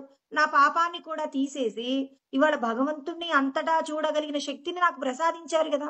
అదే విధంగా ఈ వ్యక్తి కూడా భగవంతుడా, అతడు చేసిన తప్పు పనిని మీరే ఏం చేయాలి? ఏదో ఒక విధంగా చక్కబెట్టి, అతడు కూడా మిమ్మల్ని తెలుసుకోవడానికి అతడి చేత కూడా 2 మంచి కర్మలు చేయించమని భగవంతుడిని ప్రార్థించాలి. అంటే ఇప్పుడు ఒకప్పుడు మనం ఏం చేసాం? అతడిలో ఉన్న తప్పును మాత్రమే చూసాం. ఇప్పుడేం చేస్తున్నాం? ఆ తప్పును దిద్దమని భగవంతుడిని వేడుకుంటున్నాం. అతడు కూడా అంటే ఇప్పుడు ముందు వెంటనే ఒక వ్యక్తి తప్పు చేస్తున్నాడన్నప్పుడు ఆ వ్యక్తిలో ఉన్న దోషాలను చూడటం మానేసి, నేను కూడా ఇదివరకి కాలంలో ఎప్పుడూ తప్పు చెయ్యలేదా? మనం తప్పు చేసిన సంఘటనలు మనకు గుర్తుండవా అండి? ఖచ్చితంగా గుర్తుంటాయి. ఆ పాపాలన్నింటిని మనం గుర్తు చేసుకొని, నేను కూడా ఒకప్పుడు పలానా వాళ్ళని నేను చాలా దుర్మార్గంగా వాళ్ళని అనకూడని మాటలు కూడా అన్నాను. తర్వాత వాళ్ళ గురించి తెలిసిన తర్వాత వాళ్ళు కూడా మంచి పనులు చేసినప్పుడు, అయ్యో! వీళ్ళని తప్పుగా అర్థం చేసుకున్నానని నేను కూడా అనుకున్నాను. అంటే మనకి అందుకే ఒకరి వైపు ఒక వేలు చూయిస్తుంటే మన వైపు 4 వేళ్లుంటాయి. అంటే అవతలి వ్యక్తి చేసింది ఒక తప్పు, మనం చేసినవి చాలా ఉంటాయి కాబట్టి, మనం చేసిన కర్మలకు భగవంతుడు క్షమాభిక్ష పెట్టారు కదా! అతడు చేసిన కర్మలకు కూడా క్షమాభిక్ష పెడతారు. తల్లిదండ్రులు పిల్లలు తప్పు చేస్తే ఒకసారి అన్నయ్యకి దెబ్బలు పడతాయి. ఒకసారి తమ్ముడికి దెబ్బలు పడతాయి. ఇద్దరు ఒకేసారి తప్పు చేయకపోవచ్చు. ఒకసారి పెద్దోడు వాడికి నచ్చినప్పుడు తప్పు చేస్తాడు. ఒకసారి చిన్నోడు తప్పు చేస్తాడు. పెద్దోడికి శిక్ష పడ్డప్పుడు చిన్నోడు నవ్వాడనుకోండి.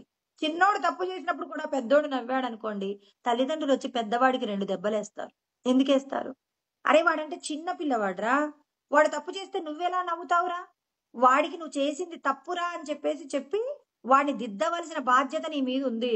వాడు తప్పు చేశాడని చెప్పేసి వాడికి దెబ్బలు పడుతున్నాయని చెప్పి నువ్వు నవ్వుతావా అని చెప్పి మరి పెద్దోడికి ఎందుకండి దెబ్బ పడింది? నీకు కూడా ఈశ్వరుడి యొక్క జ్ఞానం ఉంటే, జ్ఞానము తెలియనటువంటి వ్యక్తి అజ్ఞానము చేత దేహమే నేను అనుకున్నప్పుడు, అధర్మంగా ప్రవర్తిస్తున్నప్పుడు అతడిని దిద్దడానికి నువ్వేం చేయాలి? భగవంతుడికి నివేదన చెయ్యాలి. ఈశ్వరా అతన్ని రక్షించండి. అతడు చేసిన కర్మలలో ఉన్న దోషాలను దిద్దుకోగలిగినటువంటి విధంగా అతడికి మీరు కాస్త ఏం చేస్తారు? జ్ఞానాన్ని అందేలాగా అతనికి మీరేం చేస్తారు? కాస్త మీరు ఒక 2 దెబ్బలు వేసైనా అతన్ని సన్మార్గంలో ప్రయాణింప చెయ్యమని భగవంతుడిని మనం ప్రార్థన చేసినప్పుడు, మనం జ్ఞానవంతులమైనందుకు భగవంతుడికి నచ్చుతాం. పెద్దోడు చిన్న పిల్లవాడు తప్పు చేస్తే 2 దెబ్బలేస్తే, "అమ్మా ఊరుకోండమ్మా వాడు తప్పు చేయకుండా నేను చూస్తానులే అమ్మా. ఏదో తెలియక చేశాడులే అమ్మా" అన్నప్పుడు తల్లిదండ్రులు ఆ పెద్దోడి యొక్క సంస్కారానికి ఎంత మెచ్చుకుంటారు. వాడు చేయకూడని తప్పు చేసినా మేము దండిస్తుంటే, చిన్న పిల్లవాడు మరి మేము కొడుతుంటే వాడు ఏమన్నాడు? తప్పు చేయకుండా ఈసారి వాడిని దిద్దుదాంలేమ్మా అన్నారని తల్లిదండ్రులు పెద్దోడి పట్ల ఎంత సంతోషాన్ని పొందుతారు. భగవంతుడు కూడా మన నుంచి అదే ఎదురు చూస్తాడు. అంటే మనకొక కుటుంబం ఎందుకిచ్చాడు భగవంతుడు అంటే, అన్ని విషయాలు మనకు అర్థమవుతూ ఉన్నాయి. ఇక్కడ భగవంతుడే లోకమంతా ఉన్నాడు.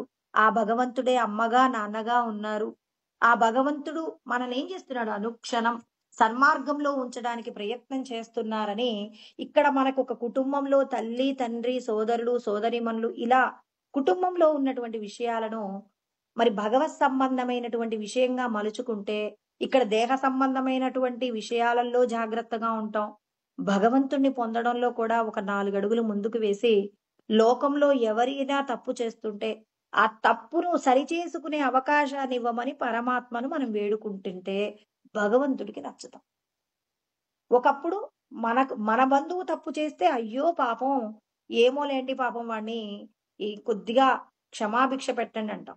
పరాయి వాడు తప్పు చేస్తే వాడిని క్షమించకండి, ఇలాంటి తప్పు చేసేవాడుంటే లోకమంతా పాడవుతుందంటాం. ఇప్పుడు అంతటా భగవంతుడే ఉన్నాడనే జ్ఞానం మనకొస్తే ఎవరినైనా కాపాడండి స్వామి అని భగవంతుణ్ణి వేడుకుంటున్నాం.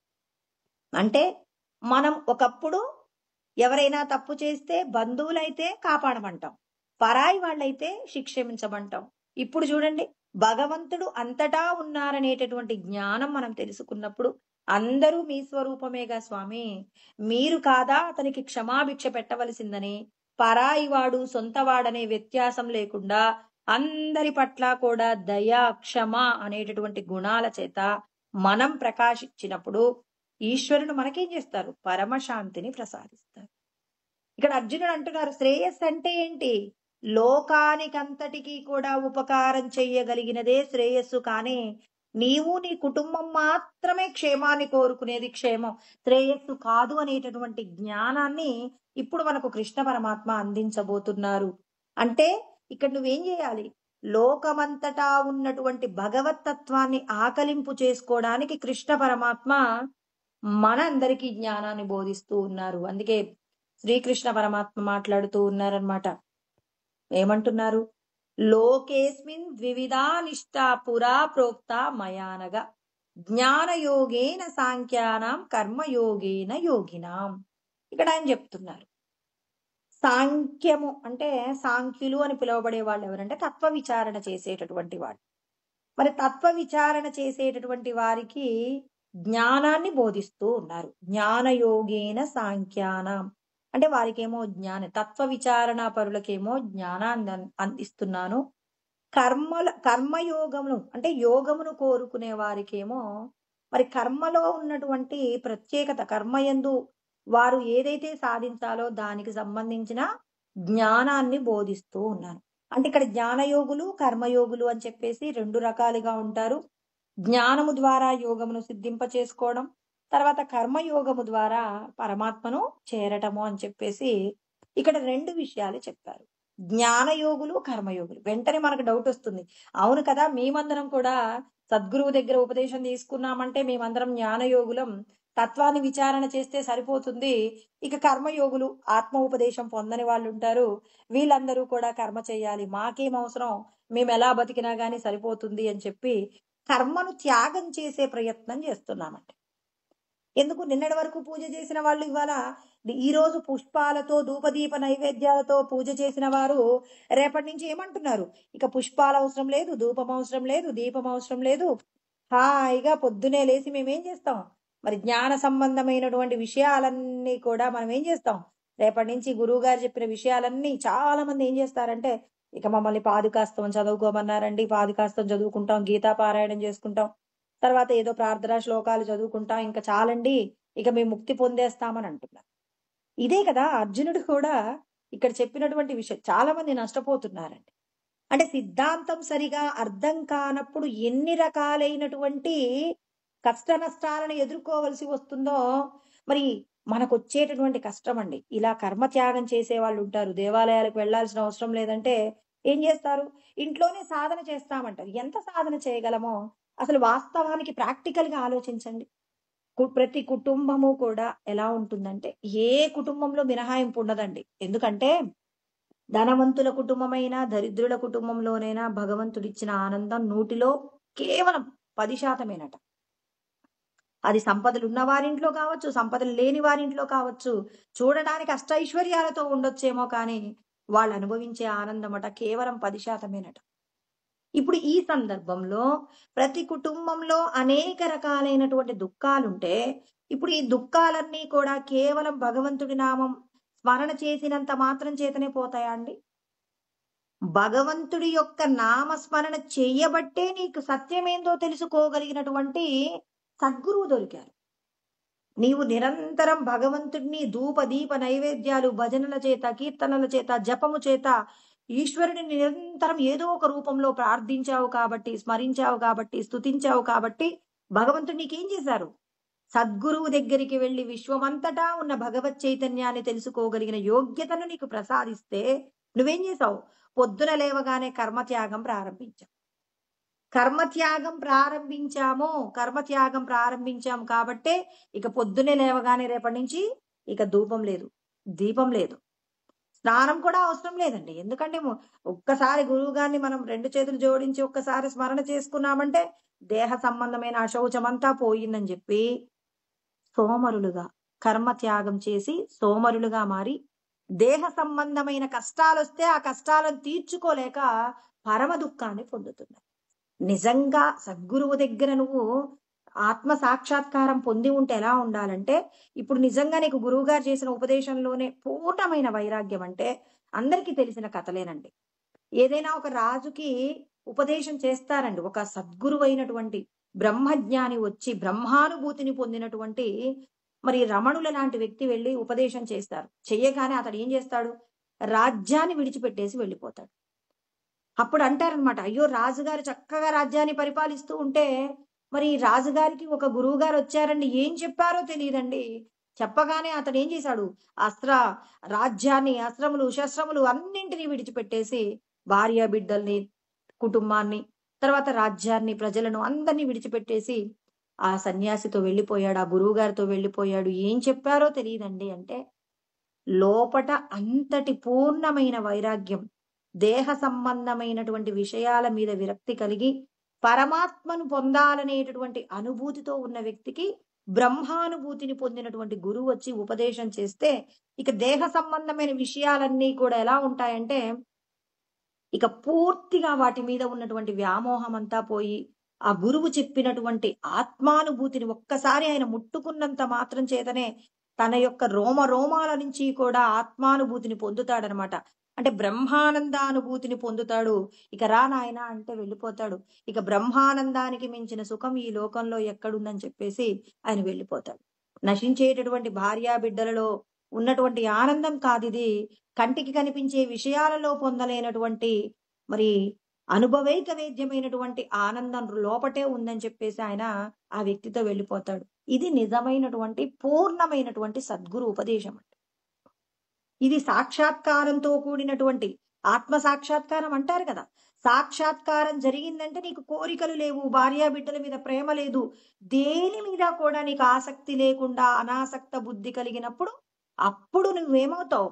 ఇక పూర్ణంగా కర్మత్యాగం చెయ్యవచ్చు అని చెప్పేసి కృష్ణ పరమాత్మ ఈ 3వ అధ్యాయంలోనే వివరిస్తారండి.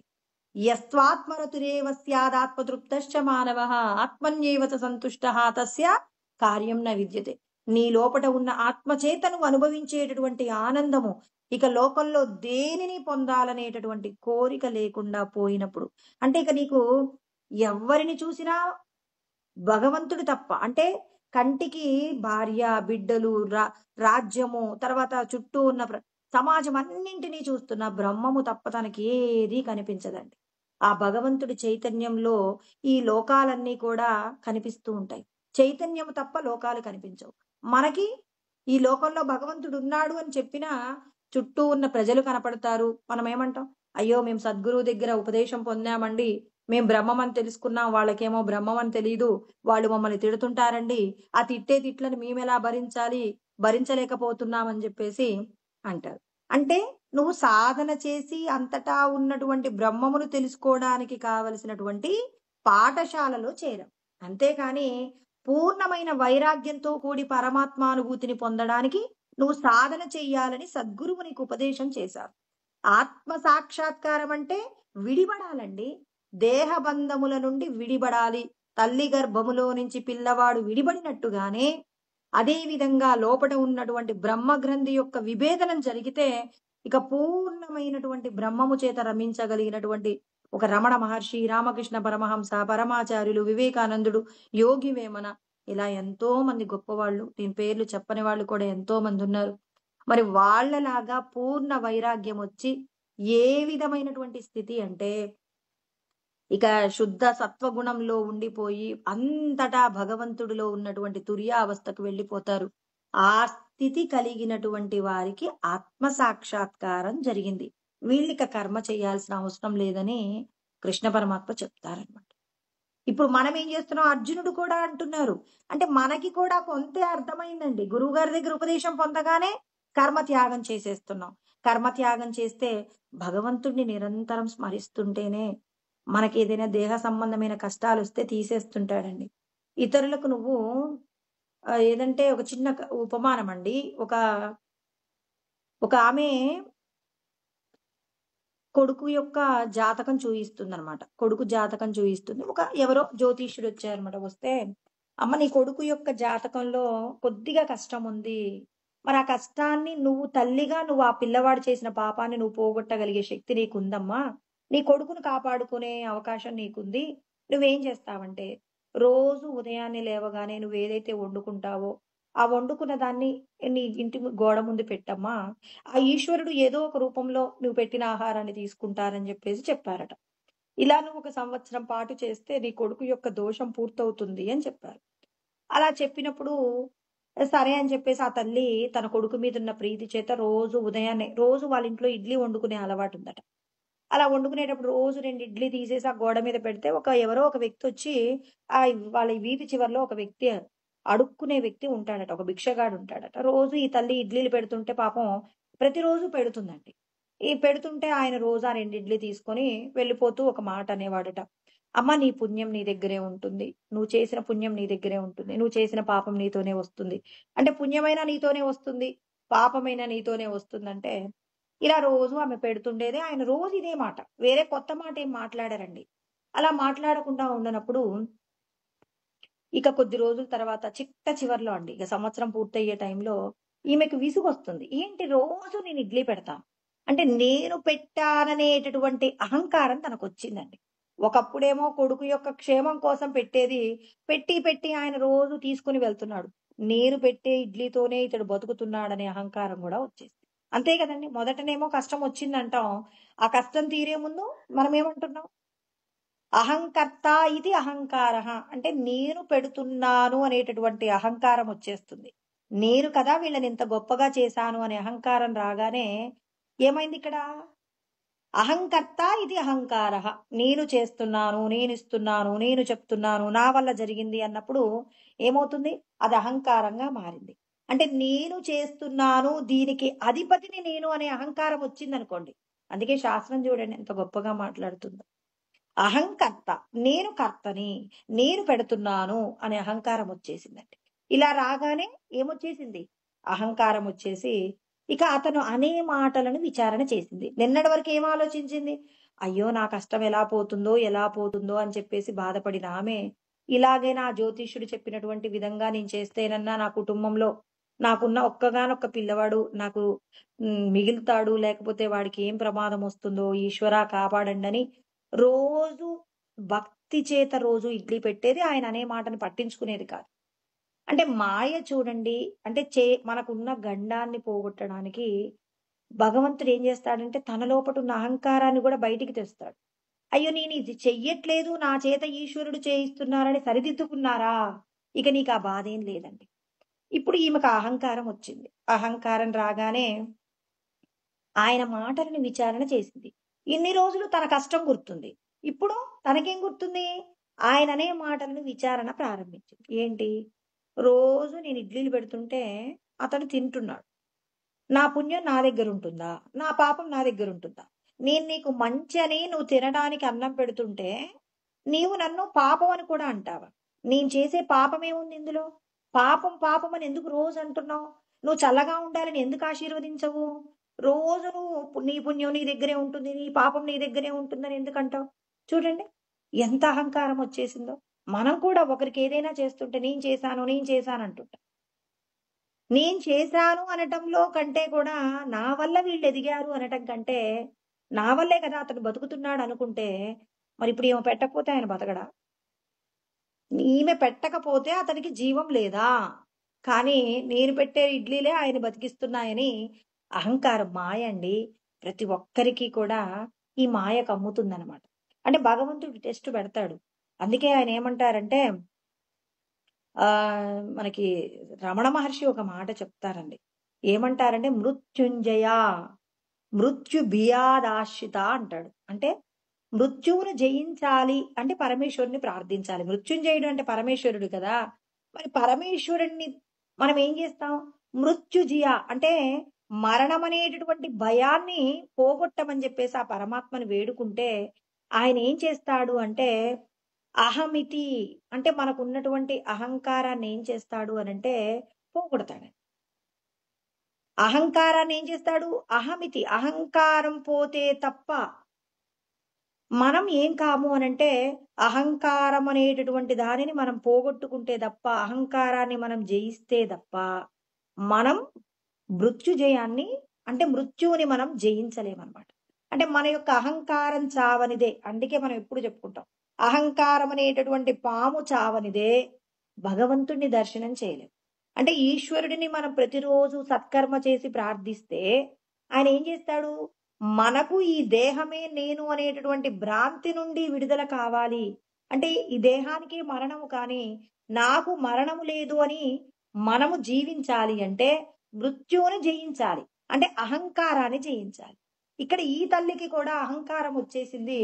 అహంకారం వచ్చి ఇక చివరి రోజు భోజనం పెడుతుంది. 2 ఇడ్లీలు పెట్టి వాళ్ళ ఇంట్లో ఏదో వ్యవసాయ నిమిత్తం ఏదో పురుగుల మందు తెచ్చి పెట్టారు. ఇప్పుడు ఆ తల్లి ఏం చేసిందంటే ఆ 2 ఇడ్లీ మీద కాస్త పురుగుల మందు చల్లింది. చల్లి ఇతడికి నేను రోజు ఇడ్లీ పెడుతుంటే బాగా తిని నన్ను నీ పుణ్యం నీ దగ్గరే ఉంటుంది, నీ పాపం నీ దగ్గరే ఉంటుంది అంటున్నాడు. ఇతనికి బుద్ధి చెప్పాలి అని చెప్పేసి ఆ 2 ఇడ్లీలలో ఆ ఇంట్లో ఉన్న విషం తీసుకొచ్చి పెట్టి వాసన రాని మందులు కూడా వస్తుంటాయి కదండి. అలాంటి మందు పోసి గోడ మీద పెడదామనుకున్నప్పుడు ఇన్ని రోజులు చేసినటువంటి పుణ్యం ఉంది కదండి. ఇన్ని రోజులు కూడా ఏంటి భగవంతుడు నాకు ఒక శాసనం చేశాడు, నన్ను ఇది పెట్టమన్నాడు అని చెప్పేసి ప్రతిరోజు కూడా నిస్వార్థంగా పెట్టింది. చిట్ట చివరిలో మరి మనందరి లోపల ఉన్న అహంకారం బయటకు వచ్చినట్టుగా తనలో కూడా అహంకారం అంటే మాయ కమ్మిందండి. అలా మాయ కమ్మి మళ్ళీ ఆలోచన చేసి అతనికి నేను ఇడ్లీ పెట్టను ఇప్పటి నుంచి. పెట్టకపోతే ఆయనే 2 రోజులు చూస్తాడు వెళ్ళిపోతాడు. అంతేగాని అతనికి విషం పెట్టి చంపాల్సిన అవసరం నాకేముంది అని చెప్పి ఏడ్చి ఆ 2 ఇడ్లీ తీసుకెళ్లి అక్కడ ఉన్నటువంటి బయట కాలువలో పడేసి మళ్ళీ 2 ఇడ్లీ పెట్టింది కదండి రోజు. అది ఏదో నాకు కలిగినప్పుడు పెడతాను లేకపోతే పెట్టను. అంతేగాని అతనికి విషం పెట్టి చంపాల్సిన పాపం నాకెందుకు అని చెప్పి అంటే ఇన్ని రోజులు చేసిన మంచి ఏదైతే ఉందో ఆ తల్లిని కాపాడిందండి. ఇప్పుడు ఆ 2 ఇడ్లీ మళ్ళీ ఆ 2 తీసేసి మళ్ళీ వేరే 2 ఇడ్లీ తీసుకొచ్చి గోడ మీద పెడితే ఆ వ్యక్తి తీసుకొని వెళ్ళిపోయాడు. వెళ్ళిపోయిన కాసేపటికి కొడుకు వస్తున్నాడనమాట. కొడుకు వస్తుంటే కొడుకు కోసం ఎదురు చూస్తూ ఉంది. ఆ కొడుకు 2 గంటల తర్వాత వచ్చాడనమాట. రాగానే వచ్చినటువంటి తీరెలా ఉంది అంటే బాగా మురికి పట్టినటువంటి బట్టలతో వచ్చాడు. కొడుకు చేసేదేమో సాఫ్ట్‌వేర్ ఉద్యోగం. ఎక్కడో బురదలో పడిపోయి ఆ బురదతో మొత్తం కూడా అతడి ఇంటికి చేరుకున్నాడు. "ఏంట్రా బాబు ఏందిరా ఏమైంది?" అంటే, "ఏం లేదమ్మా రాత్రి ఆఫీస్‌లో వర్క్ ఉంది. తినడానికి టైం లేదు. నేను ట్రైన్‌లో ఏదన్నా ఆర్డర్ పెట్టుకుందాం అనుకున్నాను. పెట్టుకుందాం అనేటప్పటికి సిగ్నల్ లేదు. ఇంకేం తీసుకోలేదు. పొద్దున ట్రైన్ దిగాను. మన వీధి చివరకొచ్చేసరికి నాకు తెలియకుండానే అక్కడ పక్కనున్న కాలువలో పడిపోయానమ్మా. అక్కడెవరో మన వీధి చివర ఎవరో ఒక ఆయనున్నాడు. ఆ పెద్దాయనే నన్ను లేపి నీళ్ళిస్తే మొహం కడుక్కున్నాను. చాలా నీరసంగా ఉన్నావు. ఇంటికి కూడా వెళ్ళలేవు నాయనా అని ఓ 2 ఇడ్లీ పెట్టాడమ్మా. ఆ 2 ఇడ్లీ తినేసి ఇదిగో ఇప్పుడే వస్తున్నాననగానే ఇంక వెంటనే ఏడ్చేసిందంట. ఆ 2 ఇడ్లీలు ఇవాళ నేను పెట్టినయే అని చెప్పేసి ఆమెకు గుర్తొచ్చింది. అంటే ఇవాళ నేనిచ్చిన ఇడ్లీలలో నేను గనక విషం కలిపి ఉంటే చనిపోయేదెవరు? నా కొడుకు చనిపోయేవాడు. అందుకే ఆ పెద్దాయన ఏమన్నాడు చూడండి విచారణ ఇప్పుడొచ్చింది తనకి. నీ పుణ్యం నీ దగ్గరే ఉంటుంది. నీ పాపం నీ దగ్గరే ఉంటుంది. నువ్వు పుణ్యం చేసుకుంటే అది నిన్ను రక్షిస్తుంది. పాపం చేస్తే నిన్ను శిక్షిస్తుంది అన్నదాన్ని ఆ పెద్దాయన నాకు నిజం చెప్పారు. అహంకారంతో ఉన్నప్పుడు చూడండి, నేను పెట్టాను అన్నప్పుడు ఏం జరిగింది? ఇక్కడ ఎందుకు పెట్టాలి అని చెప్పేసి కోపం వచ్చింది. ఈయన పుణ్యపాపాల గురించి చెప్పగలిగిన వ్యక్తా అనిపించింది. నేను చేసింది నా దగ్గరుంది కాబట్టే ఇవాళ నా కొడుకు నా కళ్ళ ముందున్నాడు అని చెప్పేసి ఆమె అర్థం అంటే అహంకారము ఎవరికైతే ఉంటుందో వాళ్ళేం చేస్తారు? తప్పు కూడా చేస్తారని చెప్తున్నారు. ఆ తప్పును దిద్దడానికి మనం ఎవరిని ఆశ్రయించాలి? పరమాత్మను ఆశ్రయించాలి. స్వామి, మీరు నన్ను ఈ పని చేయమన్నారు, చేస్తున్నాను. మీరు చేయించకపోతే నాకు ఈ ఈ బుద్ధి కలుగుతుందా? నా కొడుకుకు గండం ఉందని, ఆ గండం తీర్చుకోవడానికి నేను ఇలాంటి ప్రయత్నం చేస్తే నా కొడుకును రక్షించుకోగలనని నువ్వు కదా నేను చేసిన పూజకి మరి నువ్వేం చేస్తావు? నా కొడుకును కాపాడుకోవడానికి పరిహారంగా జ్యోతిష్యుడు రూపంలో వచ్చింది నువ్వే. ఆయన ద్వారా 2 మంచి మాటలు చెప్పించి రోజు ఇతరులకు కొంత దానం చెయ్యాలని చెప్పింది నువ్వే. ఇవాళ నా కొడుకును రక్షించుకునే ప్రయత్నంలో అతడన్న మాటల చేత నేను పెట్టాననే అహంకారం వచ్చి, అహంకారం చేత ఇవాళ నా కొడుకు ప్రాణాలే తీసుకునేవాణ్ణి. కానీ నువ్వుండటం వల్ల ఏం జరిగింది? ఇవాళ పెట్టాలి అనుకున్నాను, విషంతో పెట్టాలి అనుకున్నాను, కానీ పెట్టబుద్ధి కాకుండా దాన్ని పక్కకు పడేసి చక్కగా మళ్ళీ మంచి పదార్థం పెట్టేలాగా చేసింది నువ్వే. ఆ రోజున కష్టాన్ని అంటే నా కొడుకు చేసిన పాపానికి పరిహారంగా వచ్చింది నువ్వే. పరిహారాన్ని ఉపశమింపచేసింది నువ్వే. సర్వము నీవే అని చెప్పేసి ఈశ్వరుడి యొక్క పాదాలు పట్టుకున్నప్పుడు ఏమవుతుంది? మనం భగవంతుడికి చేరువవుతాం. ఇక్కడ కృష్ణ పరమాత్మ కూడా అదే చెప్తున్నారు. ఏమంటున్నారు? లోకంలో 2 రకాలైనటువంటి యోగాలున్నాయి. జ్ఞాన యోగము, కర్మయోగం అనే 2 యోగాలు.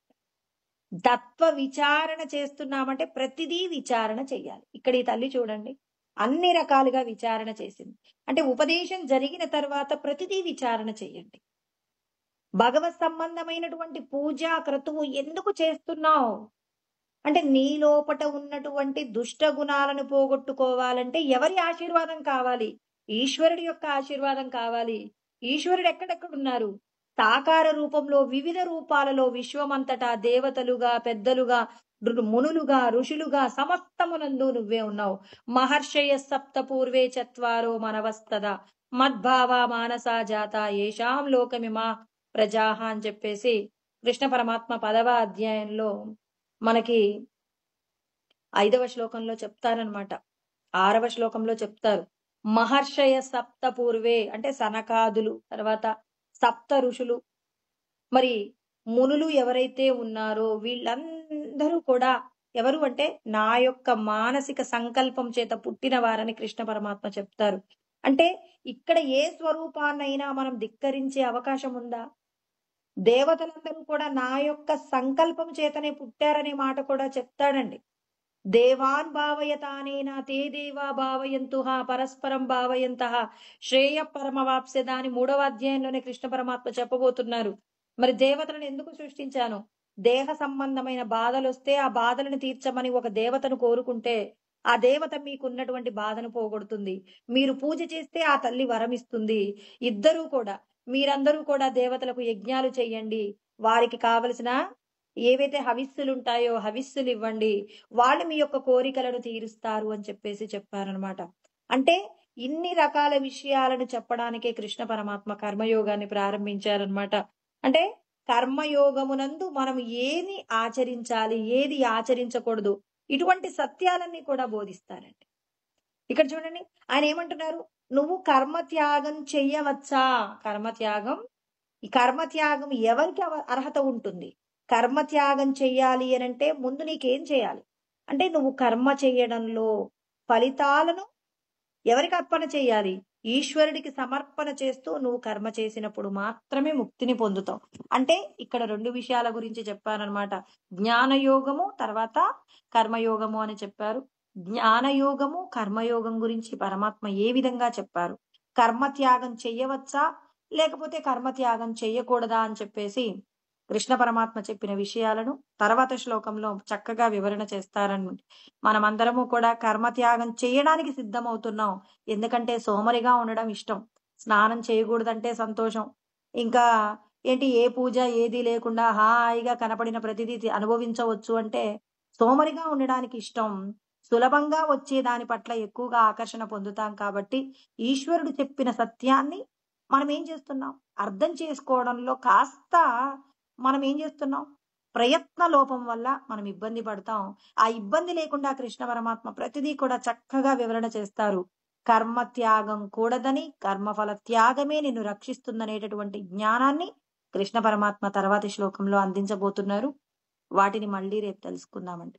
ఓం సహనావవతు సహనౌ భునక్తు సహ వీర్యం కరవావహై తేజస్వినావధీతమస్తు మా విద్విషావహై. ఓం శాంతి శాంతి శాంతి. ఓం ఆప్యాయంతు మమాంగాని వాక్ ప్రాణచక్షుః శ్రోత్రమతో బలమింద్రియాణి చ సర్వాణి సర్వం బ్రహ్మోపనిషదం అహం బ్రహ్మ నిరాకుర్యామ్మ మా బ్రహ్మ నిరాకరణోద నిరాకరణమస్త్వ నిరాకరణం మే అస్తు తదాత్మని నిరతేయా ఉపనిషత్సు ధర్మాస్తే మయి సంతు తే మయి సంతు. ఓం శాంతి శాంతి శాంతి. హరి ఓం. స్వస్తి.